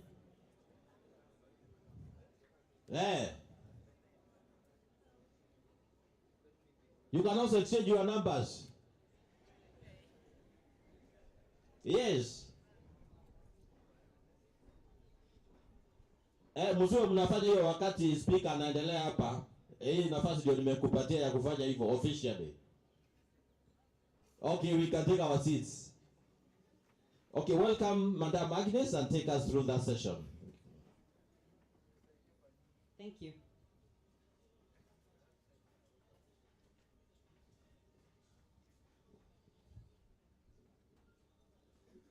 I wish to take this opportunity, the Dean of Students, together with the other university management staff,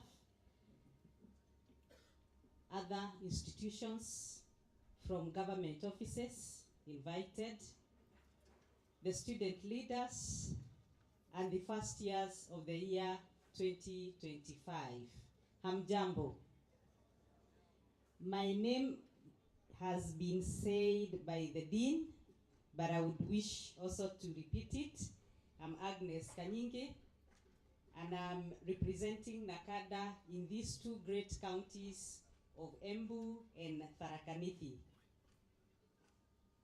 In every family represented here, I believe we have seen either from our nuclear families or from the extended families, someone with an issue on alcohol use, tobacco use, bangi use, or any other substance of choice that a person could be using within our families.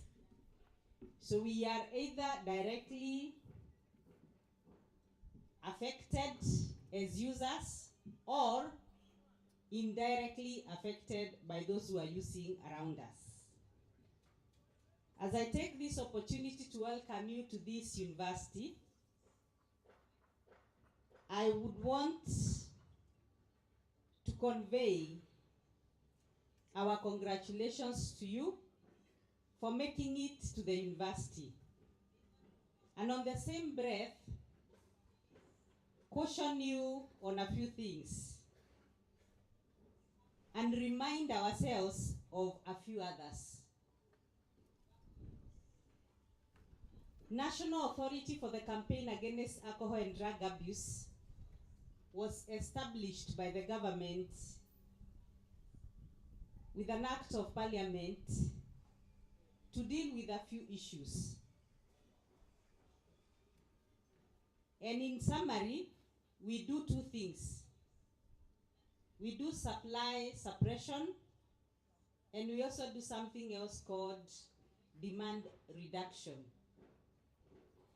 And when we talk about supply suppression, tunazungumzia about the policies, the regulations, and the laws that govern the control and management of distribution of alcohol and other drugs within our country. These policies, you have met them. Even when you're in primary or secondary, kulikuwa na rules and regulations in every institution. Haufai kuingia shuleni na pombe, haufai kuleta hiki na kile shuleni. That is part of management and control. When I talk about demand reduction, it is the reason why I'm here today. Demand reduction is all about prevention. Na tunasema prevention is better than cure. So demand reduction dictates that you should be aware of the facts or the effects of alcohol and drugs so that you can make choices that will help to promote your health, to achieve your education and other potentials, and also to be a productive member of the society. So I stand on those three things today: health, education, and productivity.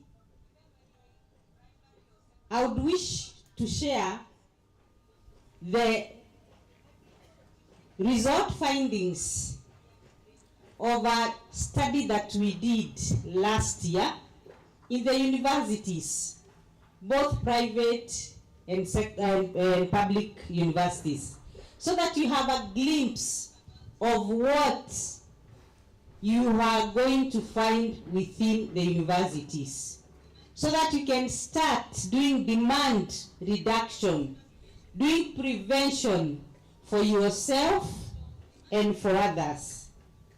And this is all so that we can promote our health, achieve our education and potentials, and become productive members.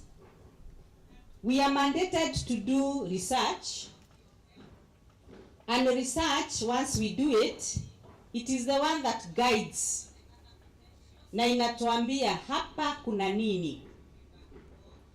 Is it something imagined ama iko?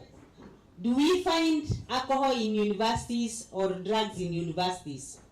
So that was one of the things that we wanted to know, where the students source the drugs and alcohol.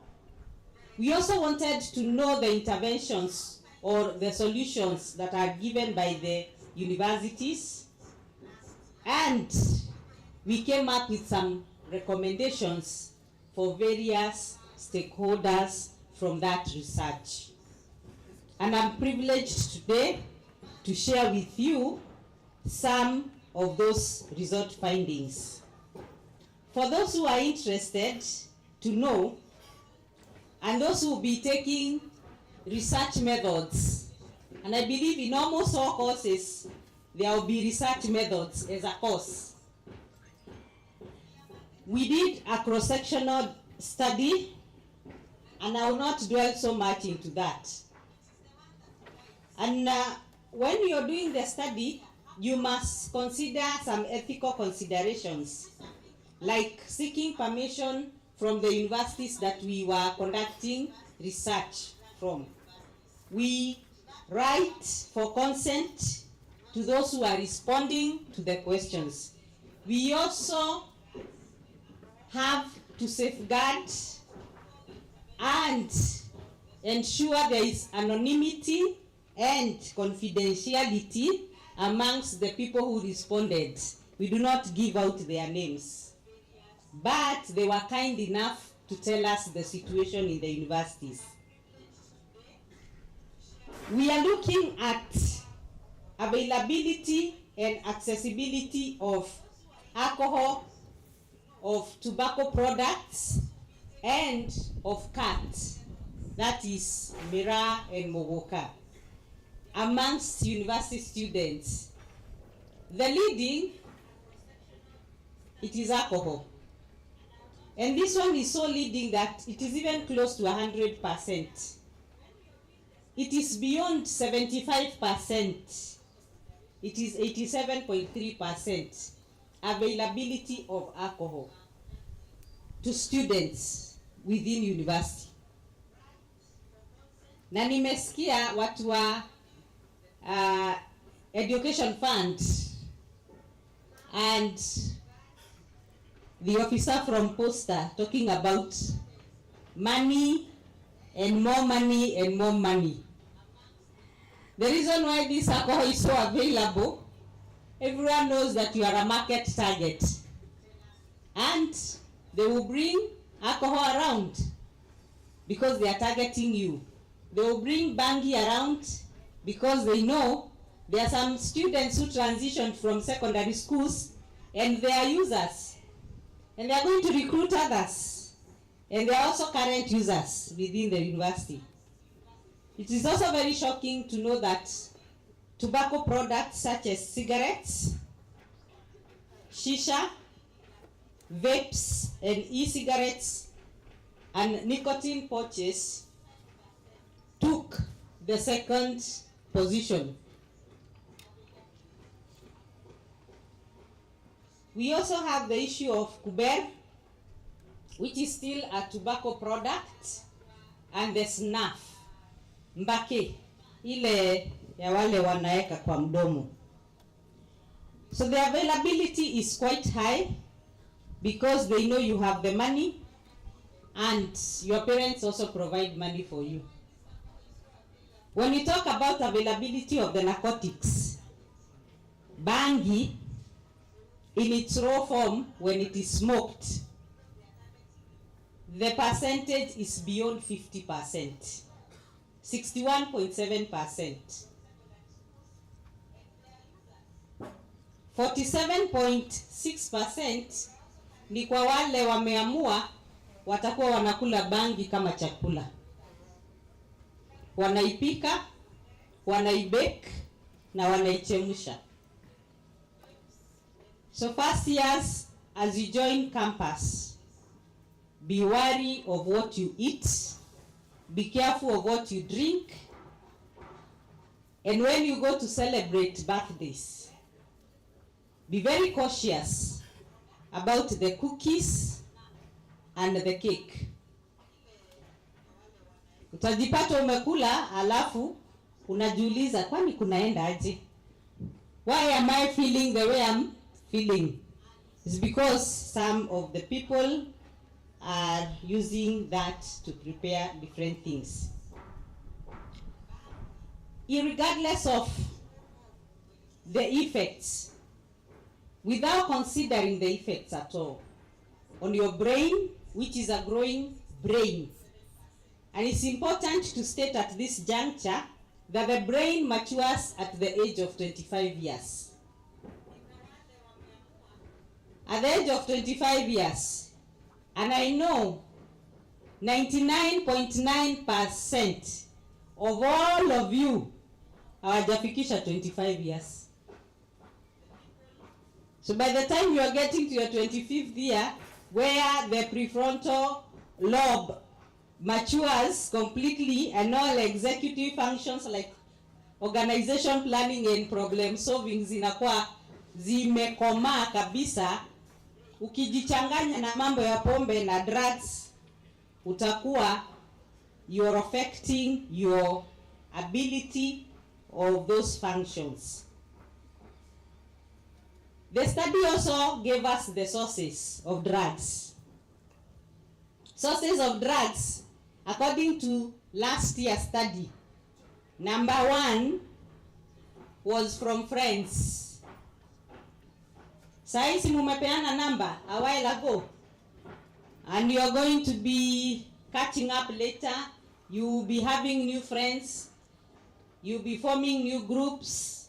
You'll be regrouping and grouping again until you find your space within your friends. These are the friends at a percentage of about 66 and above % are going to introduce you to drugs and alcohol.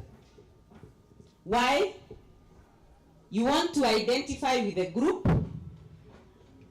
Hii ni mbogi yangu, kwa hivyo lazima nicheze kama wao. I want to feel I belong. For those who do not have a sense of belonging, they want to feel they belong with those people. So peer pressure will come into play. There are others who are just going to be curious. All along sijawahi onja. And this newfound freedom, hakuna mzazi hapa wa kuniangalia. We are coming from very different counties. Na umemwacha mzazi huko Kiambu, Kisii, Kisumu, or wherever you are coming from. So you have your freedom. Kuna mtu anakupigia kengele, go attend lectures. Ukihesabu, maybe in a day, you have about 3 or 4 lectures. What are you going to be doing with your extra time? You'll be spending it with friends and doing other things. And when you create a vacuum, nature abhors vacuum. And you might find yourself filling the vacuum with other activities. And some of the choices that students are making is to use drugs and alcohol as an adventure, for purposes of curiosity, ai sijawahi onja, wacha nionje, wacha nivute kidogo hiyo ndom kidogo nisikie vile mtu nasikianga watu wanakuanga high. And then kidogo kidogo you have started the journey of addiction. I thank God from the engagements I've had within this campus, sijaona bar ya students within the institution. There are other universities where the bar, it is at the center of the institution for the students. And alcohol is accessed kuanzia asubuhi mpaka usiku. This speaks a lot on the values and the beliefs of the university. I believe mumepelekwa through the core values. And one of the values of the university, sio to do harm. So when you station a bar within campus, in all ways, it is not of benefit to the students whose brain is yet to mature kwa sababu hawajafikisha 25 years. The other source of drugs and substance abuse for students was from the premises and outlets around the university. Hii njia, hii street ya kwenda kutokezea kwa lami, I believe hakujakosa ba wines and spirits. Teremke hivi chini hapa Gatonga, if you go to Marimanti, they are in plenty. And it is also important to know that you are an area, you are in an area ambayo access to some of the narcotics like bangi, it is on the rise. Why? We have transit routes for bangi from Ethiopia.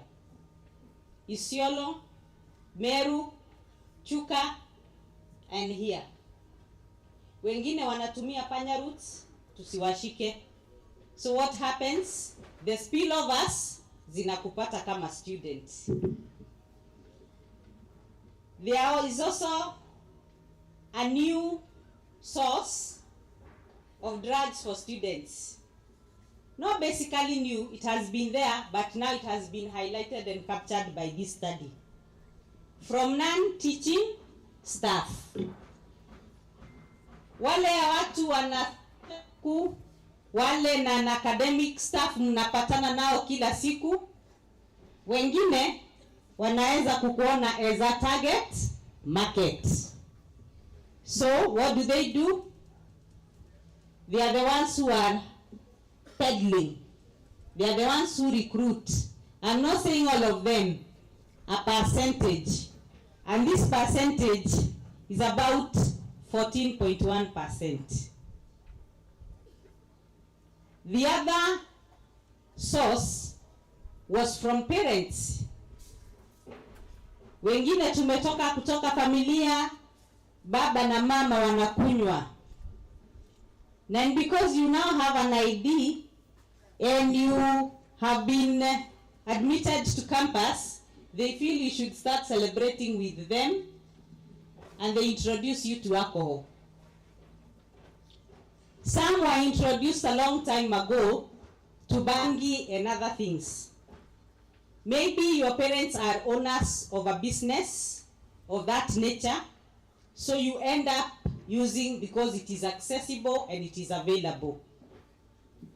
Wengine, the parents are also drug dealers. We are coming from different diverse backgrounds. So from parents also 11.4%. And finally, from teaching staff, the academic staff.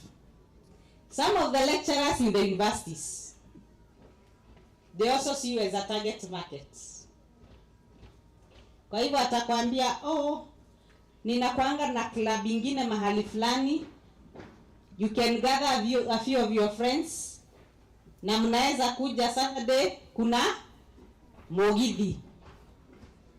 Some will directly recruit you to peddle the drugs on behalf of them.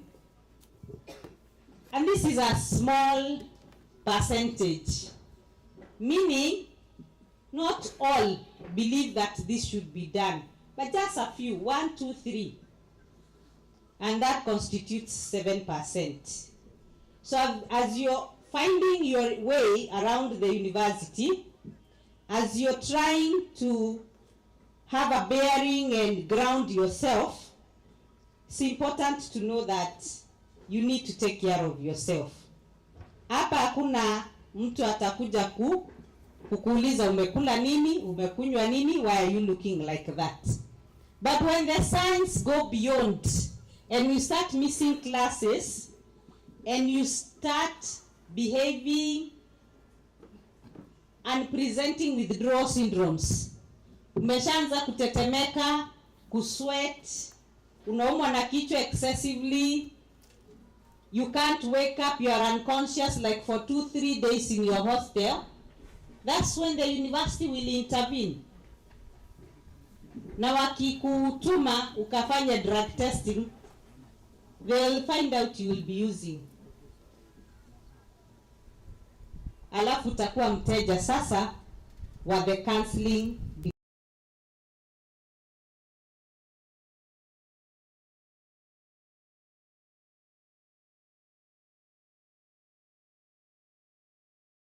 Kujiosha na kukua msafi tena kuendelea na safari. And counseling, if you're referred for counseling, it can assist you so much. When we look at the periods when students use, and this is reference to time management. Tukicombine lectures zenu zote for a week, tuzicompress, tufanye back to back lectures, sifikiri itachukua more than 2 days. Ama ni vipi? If we combine all the lectures for the whole week, zinaweza kujaza siku 2 back to back? Haziwezi. So you have a lot of time. How are you going to utilize your time? So you need to have some time management skills. Engage in courses, engage in sports, engage in other activities that are beneficial to you, so that you can keep yourself busy positively. When we talk about time, sometimes unaona ni kama I'm young and I have all the time. Time waits for no one, and when you utilize it well, it will pay you. There are people who will be doing side hustles hata wakiwa hapa campus, because time mara ingine inaandamana na, if you have a lot of free time and you are not engaging yourself in positive activities, unasema you are bored. And one of the excuses of people who take alcohol and drugs, wanasema they want to kill boredom, while you can be busy doing other things. You can hustle and balance your life. You can do the additional courses, professional courses. They will take up your time. You can work part-time. You can volunteer part-time. You can preach. You can play soccer. You can do so much with your time. But it calls for you to be prudent with it and utilize it well, so that you can fix those areas that you would find yourself bored and thinking, nikigonga 1-2 nitakuwa sawa, nilale 3-4 hours, nitaamka kesho. You will be putting yourself in the way of addiction. For those who reported current use of alcohol and tobacco products within universities, the prevalence is 18.6%. I just want to take this number. I know I am going to generalize because this was a study for universities within Kenya. But let's take this 18.6% and translate it to our case here. We have about 4,000 students who have reported right now. That is what I've been told. And if you take the 18.6%, if you get the percentage of 4,000, you will find that about 720 students will be using alcohol. Are you going to be among those 720? Utakuwa wale 720 ambao hawata graduate at the end of 4 years, or you are going to be within that statistics ya wale ambao they do not attend lectures, they don't do their cards and assignments,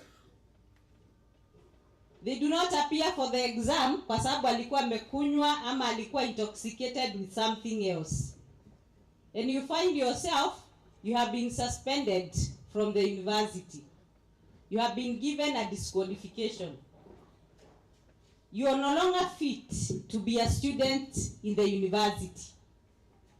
While you passed very well, na ukaingia campus. Sasa hiyo campus inakuambia you are not even fit to be our student. Are you going to be among the ones who will not graduate? Kwa sababu gani? Wakati ulikuwa free and you never wanted to engage yourself positively, you engaged yourself in another activity ya kukua bibi na bwana, na wazazi hawajui, na hujapelekewa mahari na hujatoa mahari, na wewe ni bibi naosha nguo za mwanafunzi mwenzako ukimwoshea nyumba. Kidogo kidogo mimba ndio hiyo. Kidogo kidogo umerukwa mimba. Sasa unashindwa uende home ama ubaki. Sasa hiyo ndio students wanaanza kudanganya. Ati kuna some holiday courses tunafanya, long holiday ikifika. Jutaki kwenda home na ball. But I will tell you, please do not abort. Jikaze, go for counseling. Zaa huyo mtoto na umlee. By the time you are graduating, utakuwa umepata Bachelor of Parenthood na Bachelor of what you came to do. But if you feel that you have a mental issue that is weighing you down, please seek counseling. Counseling is free of charge, and the counselors are there to attend to you. If you cannot access the university counselor for one reason or the other, call 1192. Nakada toll-free line. We have counselors 24 hours, and they are going to assist you. It is free from your Safaricom line. If you cannot access help from those two, look for others. Because utakuwa umelewa and you make an irrational decision of having sex with another student who you do not even know the name. Na asubuhi unajiuliza kwani niko? You're not so sure whether it was consented sex or it was rape. Unaanza kushtuka kujiuliza nimepata ugonjwa ama sijapata.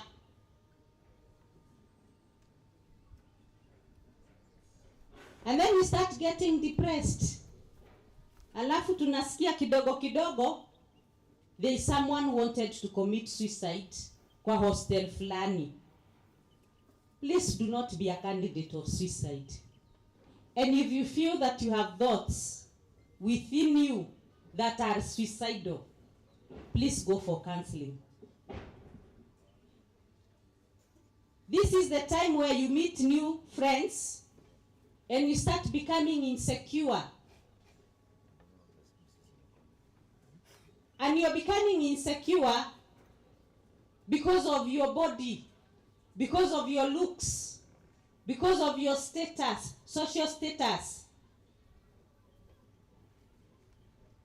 Alafu ndio wewe huyo umeshaanza kutumia steroids, ndio ukue rangi ya dhao, ndio Brayo akupende.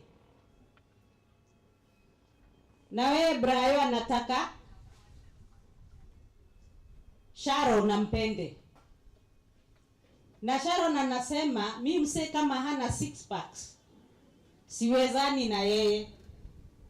So you are there using steroids za kujipaka without considering the effects that those steroids have on your body. Please start cultivating your self-awareness. Start getting comfortable with who you are and how you are created. Kwa wanaume wengine wanaambiwa hujatosha hizo inches. Hazitoshi, mimi natakanga gari kubwa. And you feel so down because your ego has been hurt. It is not about the inches. It is about what?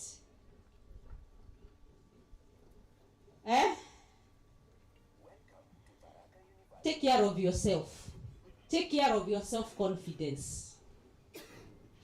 Because with that, you will value yourself and you will affirm yourself. There are many people who use drugs just because aliambiwa sasa wewe unakaaje hiyo kichwa inakaa kama box. Hiyo tu ndio ilimfanya aanze kukunywa pombe. We also have students who are coming from traumatic experiences and childhood wounds, inner wounds, na hujawahi heal. You are coming from a family that is having a lot of gender-based violence, and it affects you. Please go for therapy and counseling. There are people who are carrying burdens and they are so unforgiving. Start cultivating how to forgive within yourself. Forgive yourself and forgive others. And you will not carry baggage. You will not feel that I need an excuse to kuvuta bangi ndio nisahau ama ni kunywa kitu fulani ndio nisahau. Deal with the issues. Because if you don't deal with them now, they will deal with you when you also get into families. Tunasikizana. If you have any question as I move along, you can always ask. Let's look at the current use of narcotics. And when we talk about narcotics, sana ile inatumika zaidi na inakuwa abused, it is bangi. Ukifanya hesabu yako ya bangi kwa wale wanavuta, moja ni pesa ngapi? Stick moja ni pesa ngapi? 20. Hiyo ni ile quality mbaya, si ndio? Kuna ya 50. Na saa yuko na do ya help, si ndio? Na unajisikia wewe ndio governor. Kwa hivyo makaunti zote wewe ndio unawakilisha. Kwa meza county. So wewe ndio governor. Ugatuzi ni wewe, si ndio? And on the same breath unajisikia kuvuta bangi. Let's do the mathematics kidogo. Because financial management skills is also another area that can expose you and predispose you into use. Kama unatumia ngapi? 4 kwa siku. Kwa wale wamezoea, hiyo ni so 2 in a day. In a week 1400. In a month inakuwa 5600. Na ujalipa hostel, unashinda kupigia mzazi simu tuma doya kulipa hostel, na uko na fees balance. Demu janunua pad, unashinda kuomba marafiki zako, na pad ni between 50 to 100 shillings. Kuna boy yako hapo hata hezi change boxer mpaka madhe akupedo. Seriously? When you do ukifanya hesabu ya sigara moja, 1 stick at 10 bob, na unavuta ngapi? 5 kwa siku. That is 50 bob. Na unakosa pesa ya kununua chapo ya kunywa chai.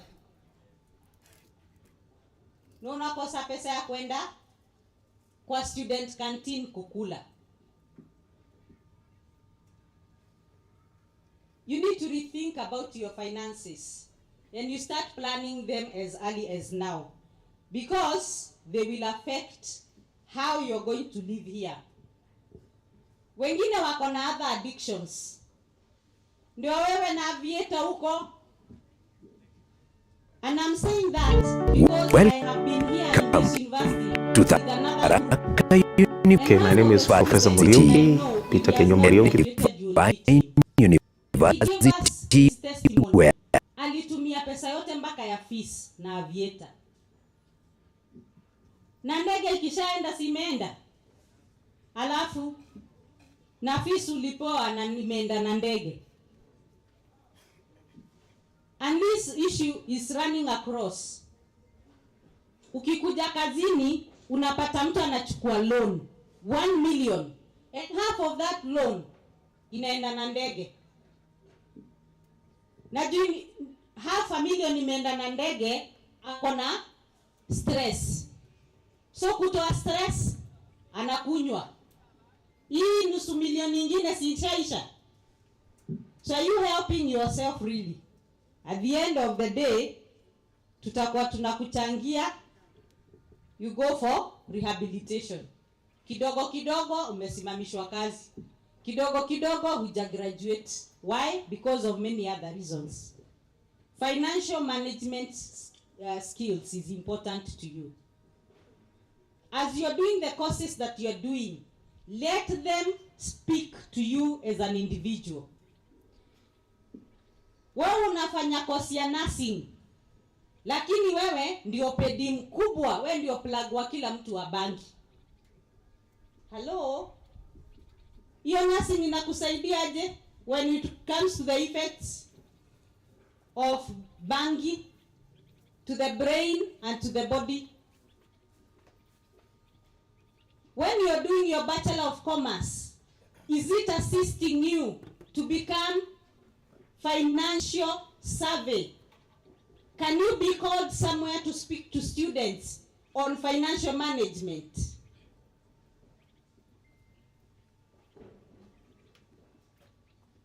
Actions speak louder than words. Let the course train you first. Speak to you internally. Na tukuone ukifanya hiyo course. Na tuitamani. And let us also start benefiting from it as early as now. We said we are talking about health, education, achieving our potential so that we can be productive members. Leo ningekuja kama nimelewa, singeweza kuzungumza na nyinyi.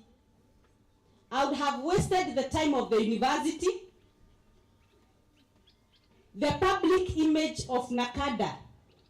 Ungekuwa unaniona, unaona Nakada yote tuko walevi. do not do a disservice to you as a person, as an individual, and to the rest who look up to you. When we are doing a study, we look at the responses zile za kutik. Na kuna zingine tunaita focus group discussions. Tunaita a group. Kujeni mtupatie maoni yenu kuhusu where do students get drugs, so that we can qualify the findings zile tumepata. Some of the students who responded from focus group discussions walisema hivi, and this is quote and quote: alcohol and cannabis are normalized to a point that they are no longer a problem. Alcohol and cannabis. For your information, bangi haikupeangi memory, ina reducing memory yako. And those who have other codependent issues and mental issues, ndio huwa tunaona wanakuwa psychotic. Kichwa inaruka.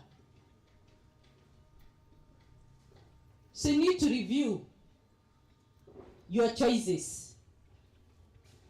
Ladies are using a lot of drugs. I wonder.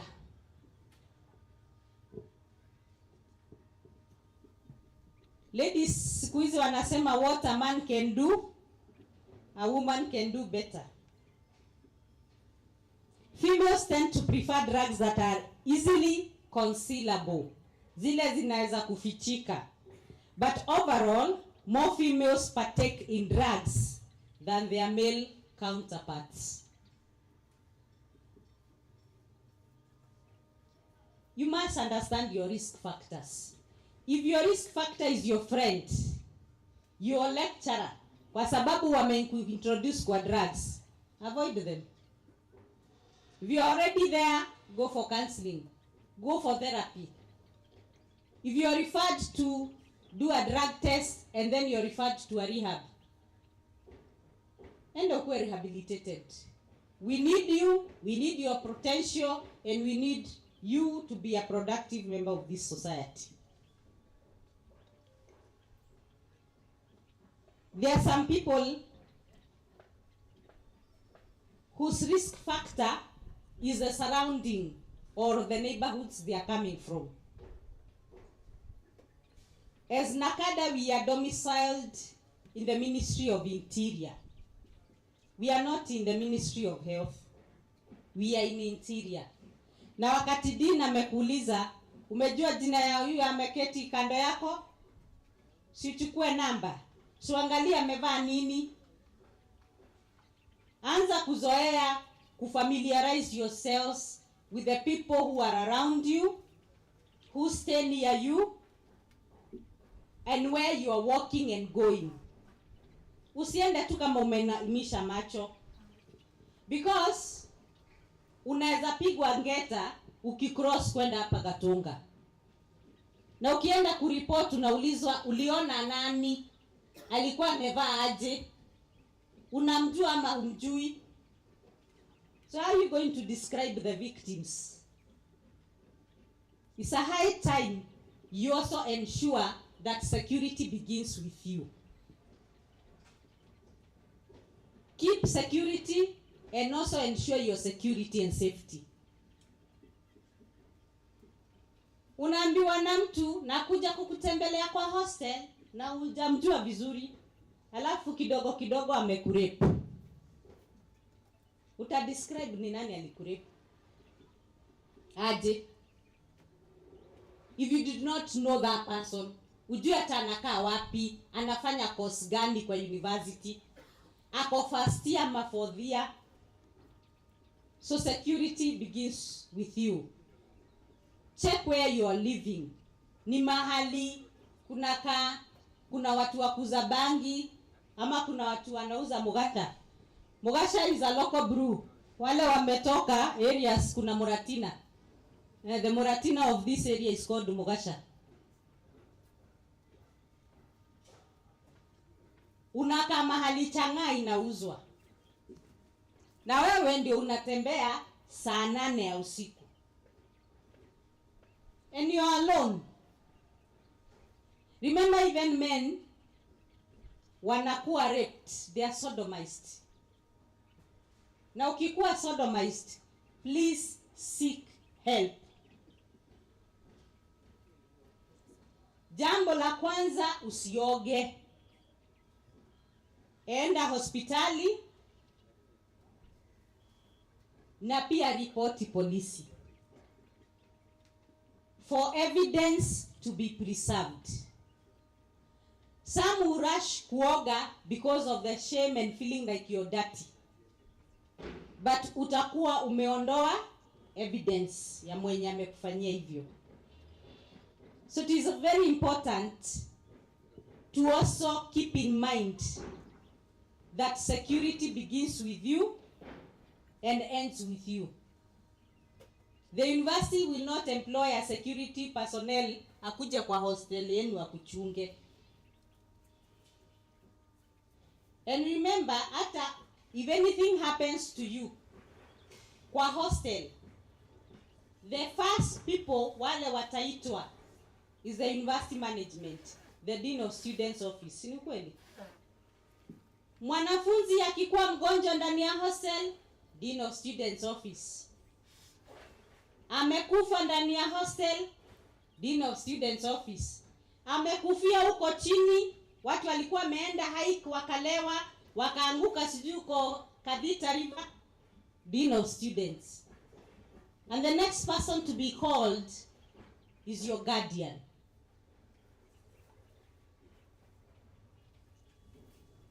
Na wale watu watakuwa wamekuzunguka hapo wakichunguza kesi ni serikali. That's why tunasema we owe our lives to God and to the government. Dini haiwezi kukutoa kwa hiyo room kama umekufa, mpaka polisi yakue. Si ni ukweli? Mpaka polisi yakue. The next people to be notified, your guardians. Do yourself a favor and take care of yourself. The consequences that ziko ni mingi za kutumia drugs. You fail to sit for your exam, you miss a class or a lecture, disciplinary issue with the lecturers and the institution, absenteeism, failure to complete a degree program. Wengine wanadanganya. Tukiwa campus wengine walikuwa nasema I am graduating. Alafu mnakodisha ile basi kubwa 63 sita na mnaweka kina mama na baba na wanakuja university. You can imagine basi imetoka Lodwa imefika Tharaka for your graduation and you dropped out at second year. Sasa surely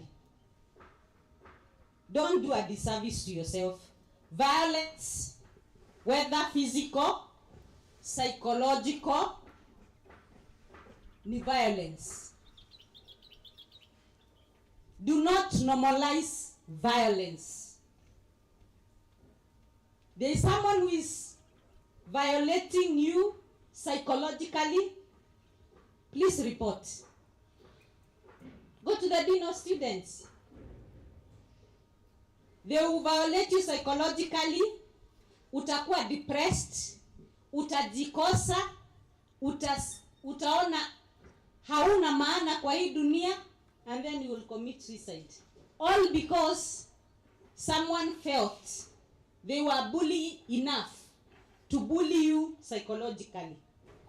Remember, we have different personalities, and there are people we are dealing with who have mental issues. Be very careful about yourself. When in terms of gender, male and female, the statistics zinakaribiana sana sana sana. For male and female, for some, wanawake wako mbele like shisha. More ladies are smoking shisha more than their male counterparts. Remember, mara moja hivi kuvuta shisha, umevuta sigara 150 to about 200. Na ukiulizwa unasema mimi sivuti sigara.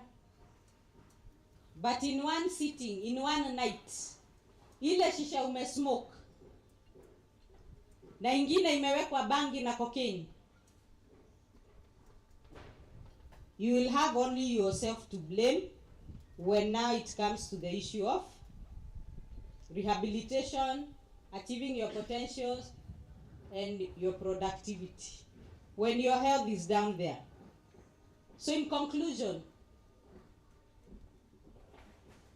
this study realized that there is a lot of high levels of availability and accessibility of alcohol and drugs and substances, and the environments around the universities are not drug-free. Within campuses, they could be drug-free, but outside, immediately outside the campus, they are not. So whose responsibility is this? It is the responsibility of, one, the county government that licenses the outlets, two, NACADA that gives policy direction, three, our legislators who make the laws, who amend them,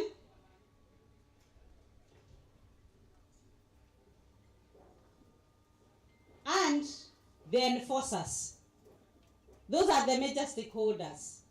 Na enforcers ni akina nani? Kutoka assistant chief to chief, assistant county commissioner, the DCC and the county commissioner, all the way to the CS interior. Enforcers are many. Kuna polisi, kuna DCI, kuna anti-narcotic, na NACADA pia tuko hapo.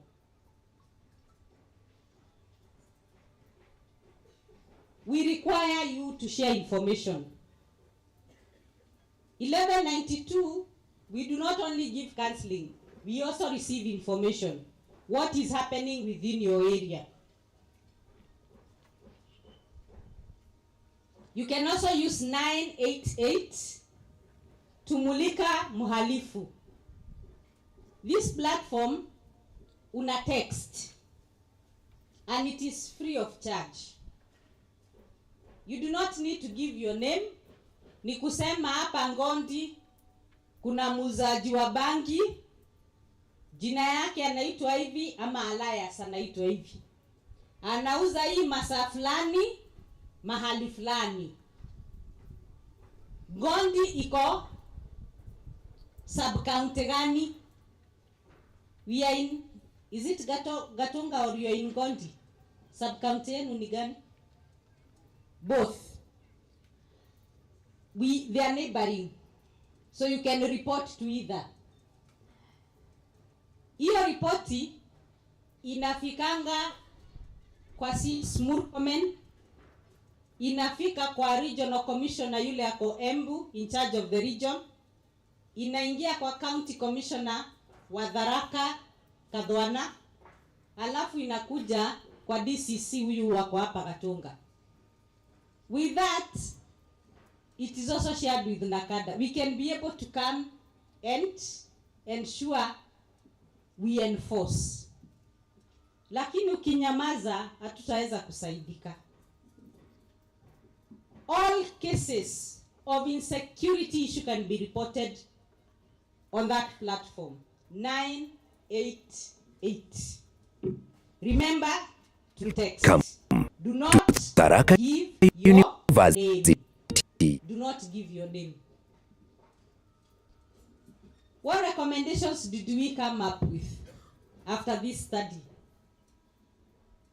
We need enhanced intervention for prevention purposes and customized to respond to the problems of those who are within that area.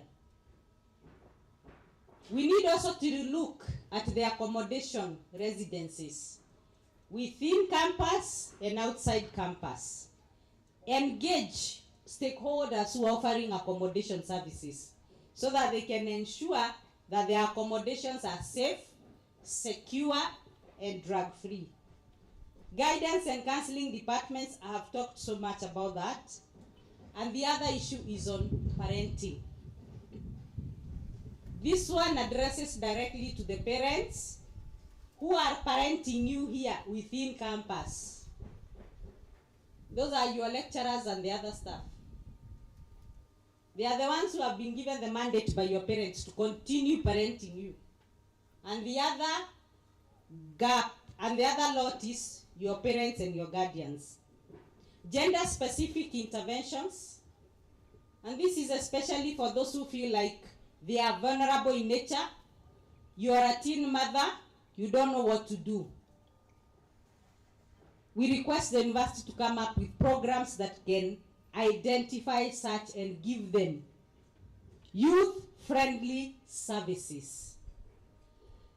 There are those who are within the grouping ya wale wanajiita the alphabet people. Mnawajua?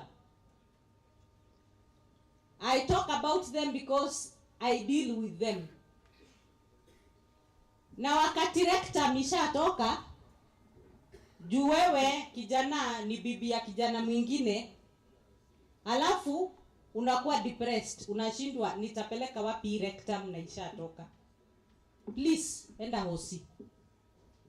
Enda to the nearest dispensary. Hiyo kitu inastuliwa kidogo inarudi ndani. There are so many STDs kwa vijana ambao wako gay around the rectal area. Zinapitia hapo. Please go for care and for health services. Usikufe na depression. You can also be guided to self-awareness and get a sense of identity also. Probably you could be dealing with something. Seek help. Seek help. I talk about those things because I have met them. Mafi inajitoa, hauna break, muscles zimeisha. Unashindwa kwenda kwa class because at any point watu wanasikia kukinuka vibaya. Usianze kukunywa madawa za kulala, abusing prescription drugs, unalala siku 2 siku 3. Seek medical help. I'm saying that as a parent and as a person who have seen young lives zikipotea kwa sababu ya hiyo issue. Check on your social media use and other online spaces. A lot of sales are happening within that area. We are coming up with regulations and a policy to guide on legislation of online sales for alcohol, especially for nicotine pouches, because they are being sold left, right, and center. For e-vapes, take up extracurricular activities. They are going to assist you with your time management.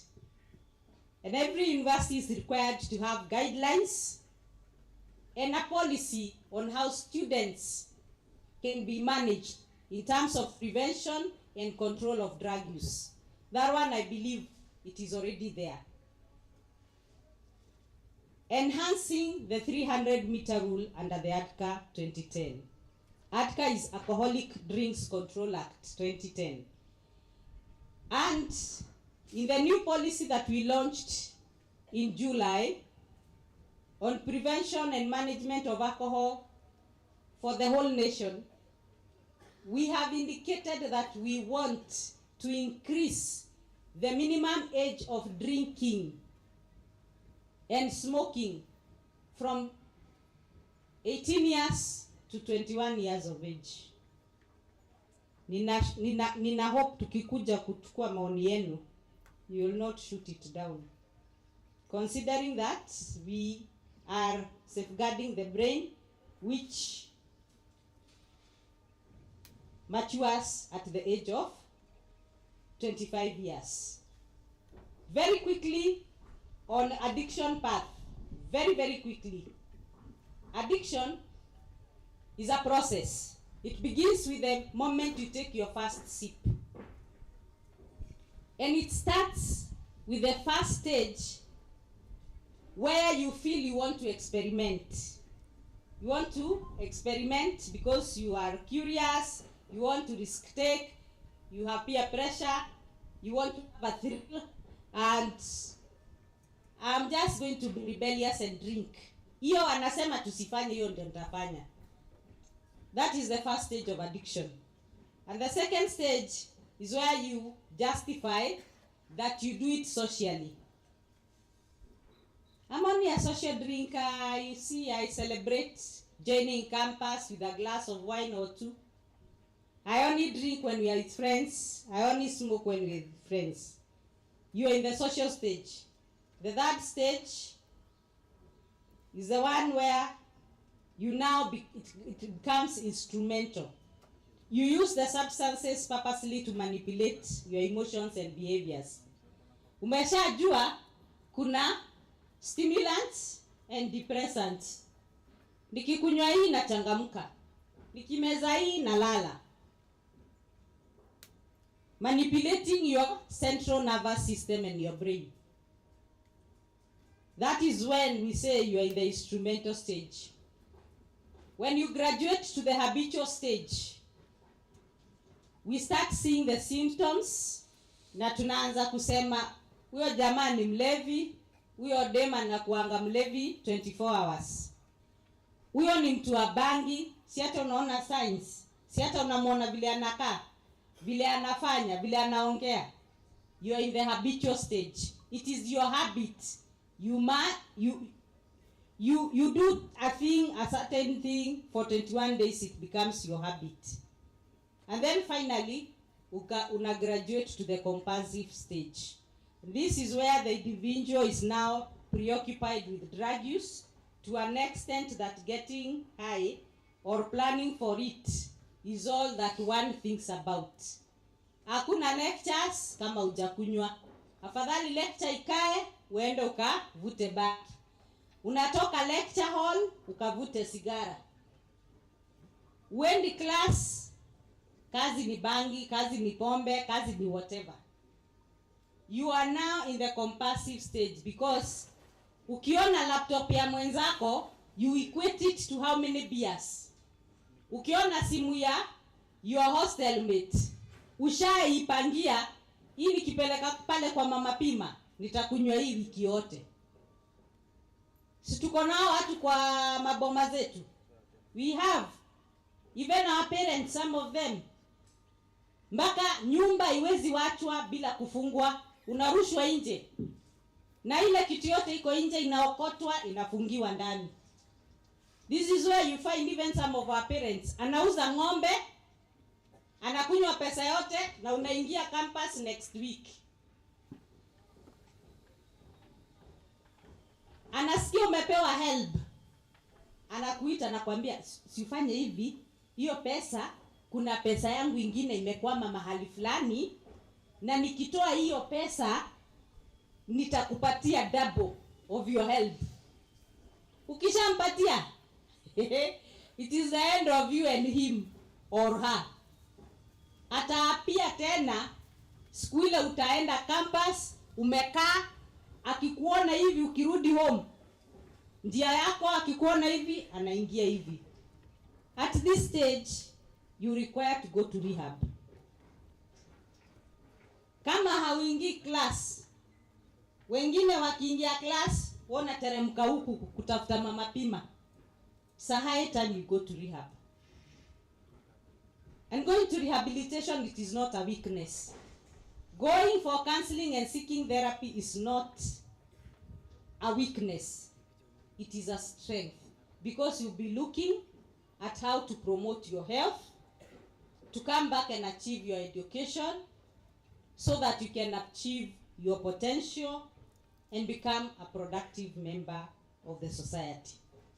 So be aware, be alert, be alive. Nakada Kias, call us on 1192.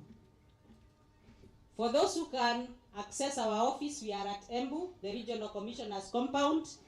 That is where we are based at ground floor. Those who require my number, for official purposes, not for me being a mumama for you, or a sponsor, for official purposes and for help, 8 to 5 o'clock, it is 0781 400 300. I now welcome you. If you have a pressing issue, a question, a clarification, or a comment to ask. Thank you very much for listening to me.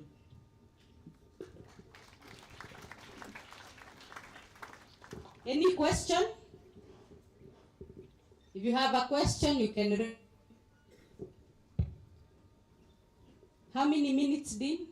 2, 3 for the questions? 10 minutes. Those who have questions.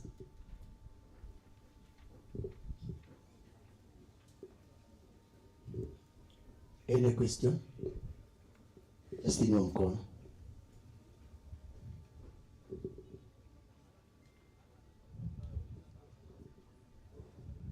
Wale wa kanisa, mshikilie kanisa na muombe Mungu.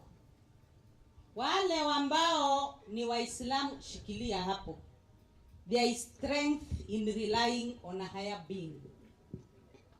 Na wale wa Rastafarian, hatuko safari moja na wewe. It's good that I let you know. You will be my client in the near future. More than you seeking connection with your higher being, you will be my client. Any question? From the look of things, sioni kama kuna mtu ana swali. So thank you very much. I wish you well in your years within Tharaka University. May God bless you. May you achieve your potential and become productive members of the community. Thank you very much. Let's applaud Madam Agnes. Tafadhali tumchotee makofi moja twende. Ingine na ingine. Asante because of that great session on drugs and substance abuse. Na tafadhali tujiingize kwa hii kitu. And let me have a disclaimer. Kama kuna pahali mmeona notice inasema kuna freshers night outside the university, hiyo si yetu. We'll have a freshers night that is officially sanctioned. Mpate hiyo vizuri kabisa. Kwa sababu nimeona post nyingine hata sijui imetoka wapi, and it's wrong to use even our logo. Na watu tutawatafuta wale wametumia logo yetu, na kwa sababu mimi siwajui. Ate freshers night at Makuti. Mmeona kitu kama hiyo?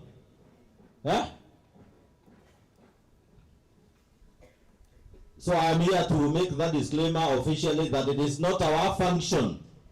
It is not a university function. It is not a university function. I don't get it very well. So just as we said that when you are making a decision, you need to questions. Maybe like a party. Who is there? What's the objective?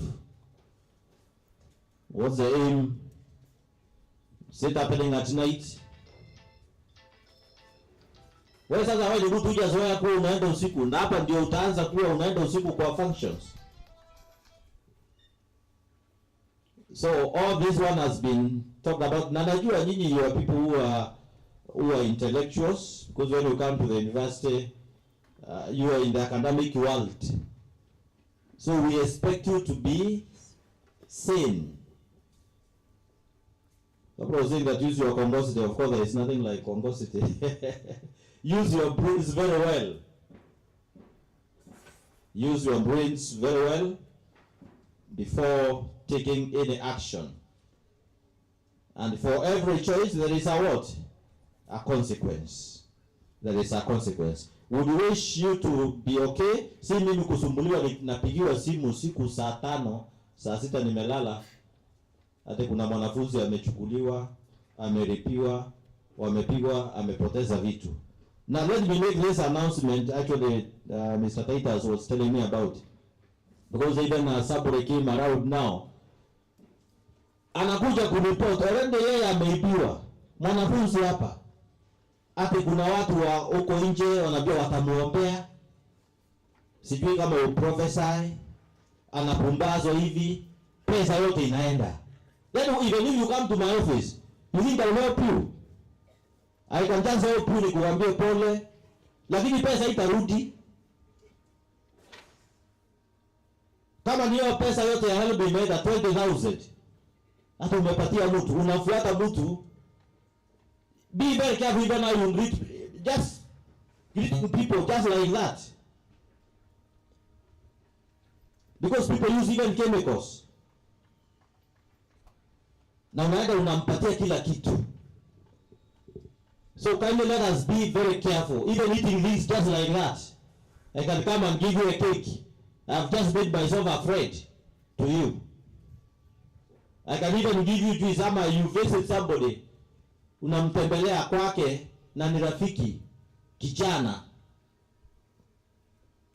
na mjui unaenda kumtembelea, mnabuga kitu, wewe unajikuta unjielewi na mambo imefanyika mingi hapo. So kindly, that's why we have orientation, to just give you that kind of information and warn you that you must be very careful about your environment. How just appropriate your environment very well, in a very sober way, conscious way, and be very careful not just to make rash decisions. We are actually done. We just want to break for lunch, but let me make this announcement.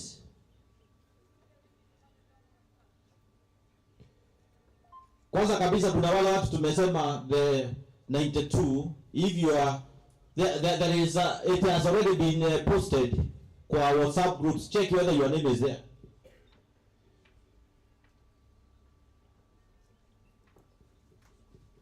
Na kama kuna list ya the Nakanda iko karibu na wewe, wacha ikuja hapa kwa desk. Ikuja kwa desk. In the afternoon, we will be making important announcement concerning the change of the transfer of your course. So you'll be given, those who are waiting for that. So you'll be given directions today in the afternoon, after the only that session that we have about mental health and the coping. Because see, we have challenges here and there, and we need to be taught.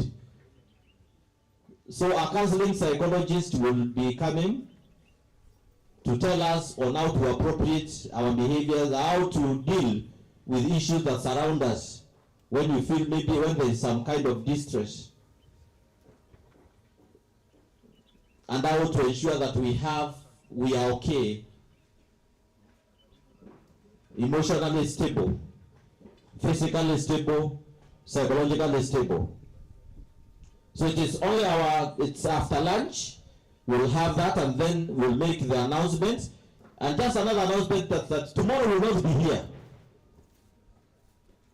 Tomorrow hatutakaa hapa. Naona sasa tunaelekea, I think that we are nearer than when we first began. So tomorrow we will have orientation for the library services and the ICT services. So it is in the afternoon when we make our announcement on how we have divided you into groups. Hata kesho sasa it will just be a matter of maybe 1 hour. Kwa group yako ukienda kwa ICT, hapo maybe 1 hour, whatever will tell you, you will be at that particular time. Muangalie vile mtafanya mambo ya library, the services that you use. Then after that, maybe another hour, labda moja inaweza kuwa wewe unaanza 8:30 mpaka 9:30. Na hiyo session nyingine hapo inaweza kuwa ni ya saa 5 mpaka saa 6. And the day will be over. Then we'll prepare ourselves for Friday, the Vice Chancellor's address. Our university call it matriculation, because it's an important function. We expect all of you to be here, and even the older students will also be here, because today is when they are reporting, Yeah.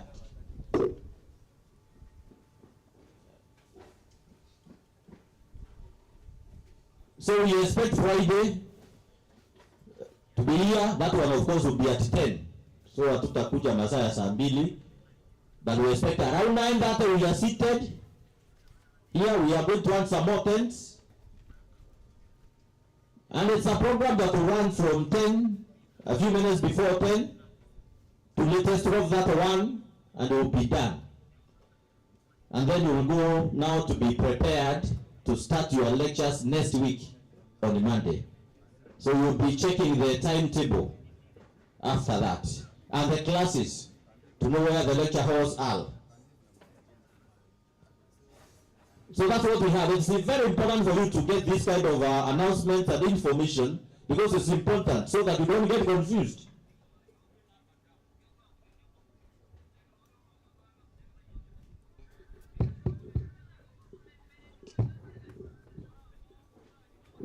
Thank you. I can see we have a good time, because it's 12:23. So we'll have 1.5 hours lunch break, and that's enough time for you. So in less than those 7 minutes, kuna wale the CASDEP team wamesimama hapa wakaongea kuhusu the professional courses. Those students who are interested after we break, tafadhali watakuwa wameketi hapa. Come and get the information, the details on how you can do such courses as you continue. Maybe you'll be taking BCom, even education, any other program. Unatoka hapa ukiwa na CPA. Na sio mtu akiitwa CPA. I have a brother who follows me anajitanga CPA. Najua amefanya paka 6. That guy is an accountant, is a big person employed somewhere. So there are those courses, and you will see them here tukimaliza. So mtakuja hapa mbele muone for that conversation, person to person conversation. And if you have a query, you can ask. They even have brochures. You can see them so that you understand the courses that they are offering. I wish to have 2 students to come and give a feedback, a vote of thanks, and one to lead us in prayers as we break. Naamini ikiwa hivyo iko sawa, Dr. Pote. Yeah, let's have our volunteers. We can also have a lady. Na hii mambo ya volunteerism is very important, is very good. Yeah.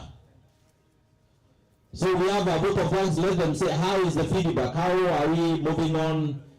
Just appreciate also the speakers, the facilitators, and then a vote of thanks and the prayers. Naona sasa wamekuwa wengi, moja 1 minute. Sawa sawa? Good afternoon. Good afternoon once again, fellow first years. My name is Geoffrey Ngoko. I'm class representative Kiswahili History. To be honest, I want to say I'm a little nervous today, not because I don't want to speak, but because I take this opportunity to be like a big event. I want to say we all know that we come from different backgrounds and different struggles, different places, and now we gather here in Tharaka University to share one common thing, that is academics. I want to say that Tharaka University will not only teach you academically, but will also teach you socially and politically. I want to say starting a first year is not all about passing your exam and knowing your classes. It's about knowing your voices. Make sure that your voices are heard. Let me not say a lot. Let me just leave it at that point. Thank you. Good afternoon. Good afternoon. Praise God. My name is Caleb Kamau, a pursuant of the law degree, and it's a privilege to offer a vote of thanks on behalf of my fellow students. One thing that has resonated with me is about knowing your risk factors and prioritizing, setting your priorities right. Are you together? I'd like to offer a vote of thanks to the Vice Chancellor in absentia and the Deputy Vice Chancellor, Academics and Student Affairs, Madam Nyaga, Veronica. Am I right? Yes, yeah. I'm a first year, forgive me for, yeah. And the team, all of those who have spoken, including the CASNEB officials, Eunice and her partner. I think that's all. Yeah. Hello, my name is Abi. I never came to give vote of thanks. I was just testing my level of confidence and how courageous I am. Thank you. Praise God. Praise the living God. My name is Kanzedina Kadhambi from Meru. I am here to take Bachelor of Science of Education in Science. I would like to offer vote of thanks to all the speakers who have spoken. They have given us a lot. They have advised us. We are sure we are going to take the step forward and adhere to all the rules and the principles that we have been given by our staff. With that few remarks, I would also like to appreciate Dr. Shandrak Monanu. He was my principal who admitted me in Form 1 some years back, and I was very happy when I found him here. That was a very big opportunity to meet my principal here with me today. So, with that few remarks, let us stand up and make a word of prayer.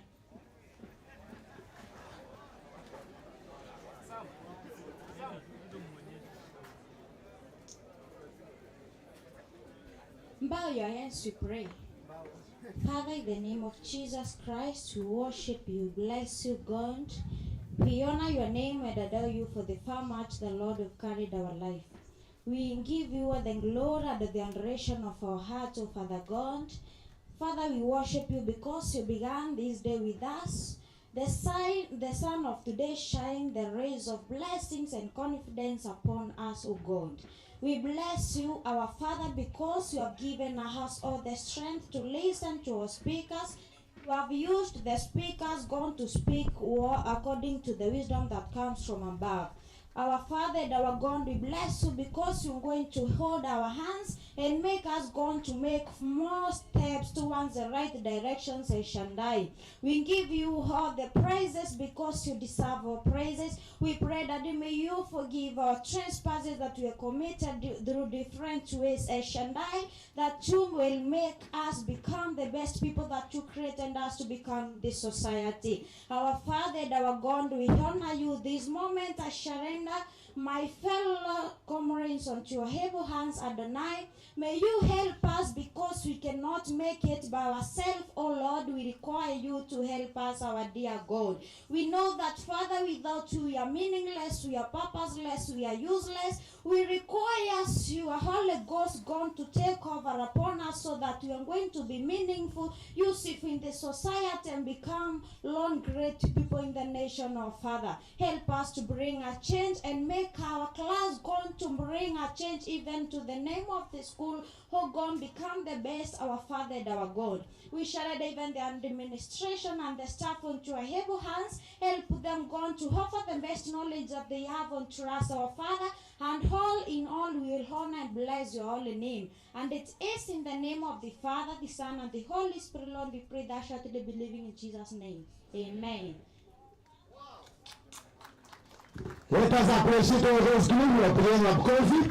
Asanteni sana, asanteni sana. We're free to break for lunch. Tupatana hiyo masaa ingine. Kama kuna attendance sheet, make sure umeleta. Tuko hapa tafadhali. Thank you very much. Na ni vizuri unaweza hata sasa principal wako hauna shida. Unaweza kuja ushake mkono wako.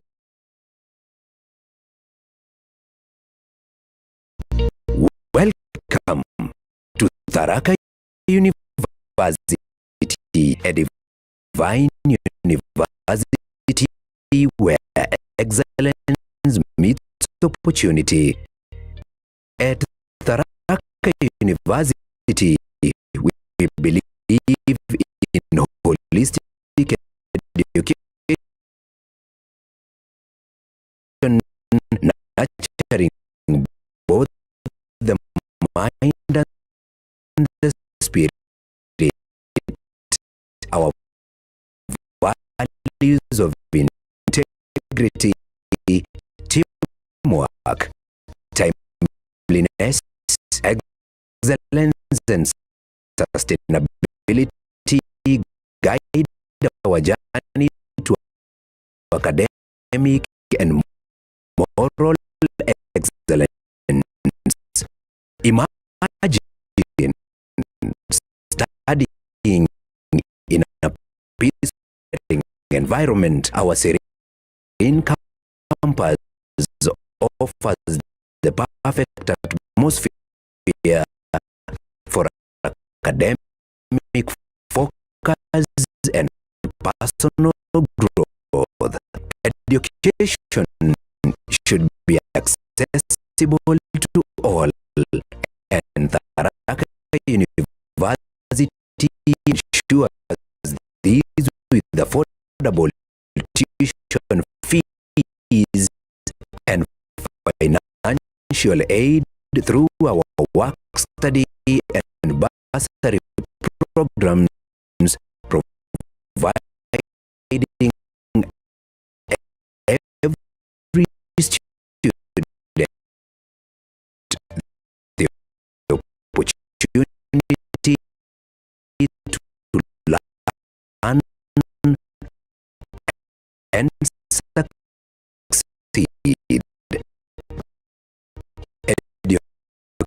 Education goes beyond the classroom. We nurture talent in music, sports, drama, media, and innovation, ensuring our students are all-rounded and prepared for the global job market. Innovation drives the future, and we are committed to investing in research, technology, and creativity, empowering students to develop groundbreaking solutions. A university's strength lies in its ability to equip students with skills and competencies that are up to the global standards. With experienced lecturers, modern facilities, and a hands-on approach, Tharaka University guarantees top quality education for a successful career. today and be part of a world full of endless possibilities. For more information, visit our website at www.tharaka.ac.ke or call us on 0721 839 583 or 0720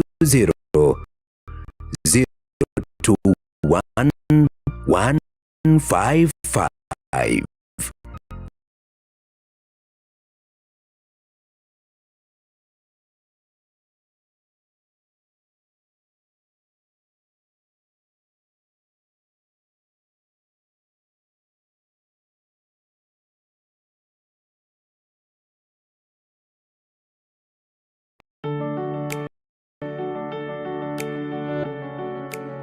Okay, my name is Professor Muriungi, Peter Muriungi, the Tharaka University, which is a premier university in Kenya. At Tharaka University, we are trying to instill a culture of innovation and entrepreneurship.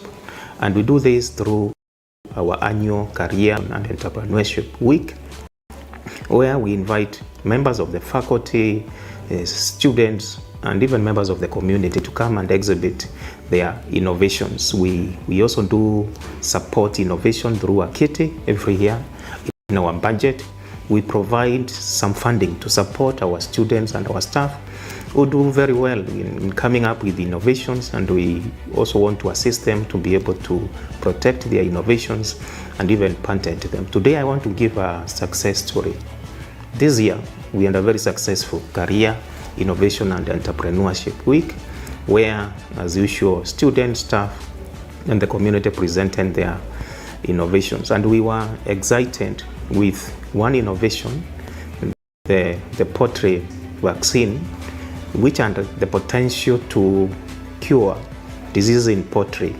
Here in our neighborhood, we also want to be responsive to the needs of the community, because one of the core mandates of our universities is outreach. So we have many diseases that affect poultry. So two of our, one member of our staff, Ms. Maureen Dagara, and a student of animal science, Mr. Makumi, came up with the poultry Melovax vaccine, which was ranked as the best here at the university because it has the potential to cure poultry diseases and therefore help the farmers locally and even beyond the local community to be able to undertake successful poultry farming. So this innovation, it was ranked as the first, and then it went to the national level, where again Tharaka University presented that innovation, and again it was ranked as the best. Finally, this innovation was presented during the Africa Public Service Day in Addis Ababa, Ethiopia, and it was also ranked as the first innovation in terms of service delivery. So yeah, we are very excited as a university. We want to take the earliest opportunity to congratulate our lecturer, Maureen Dara, and our student of animal science, Mr. Makumi. Now we are going to further stages of patenting, protecting, refining, so that this innovation can be used not only in Kenya but beyond Kenya, assist farmers in successful poultry farming. I want to say that this from our locally available herbal plants, and they're going to use this example to even start to consider whether a very serious center on traditional and herbal medicine, and see how we can integrate this with modern science to be able to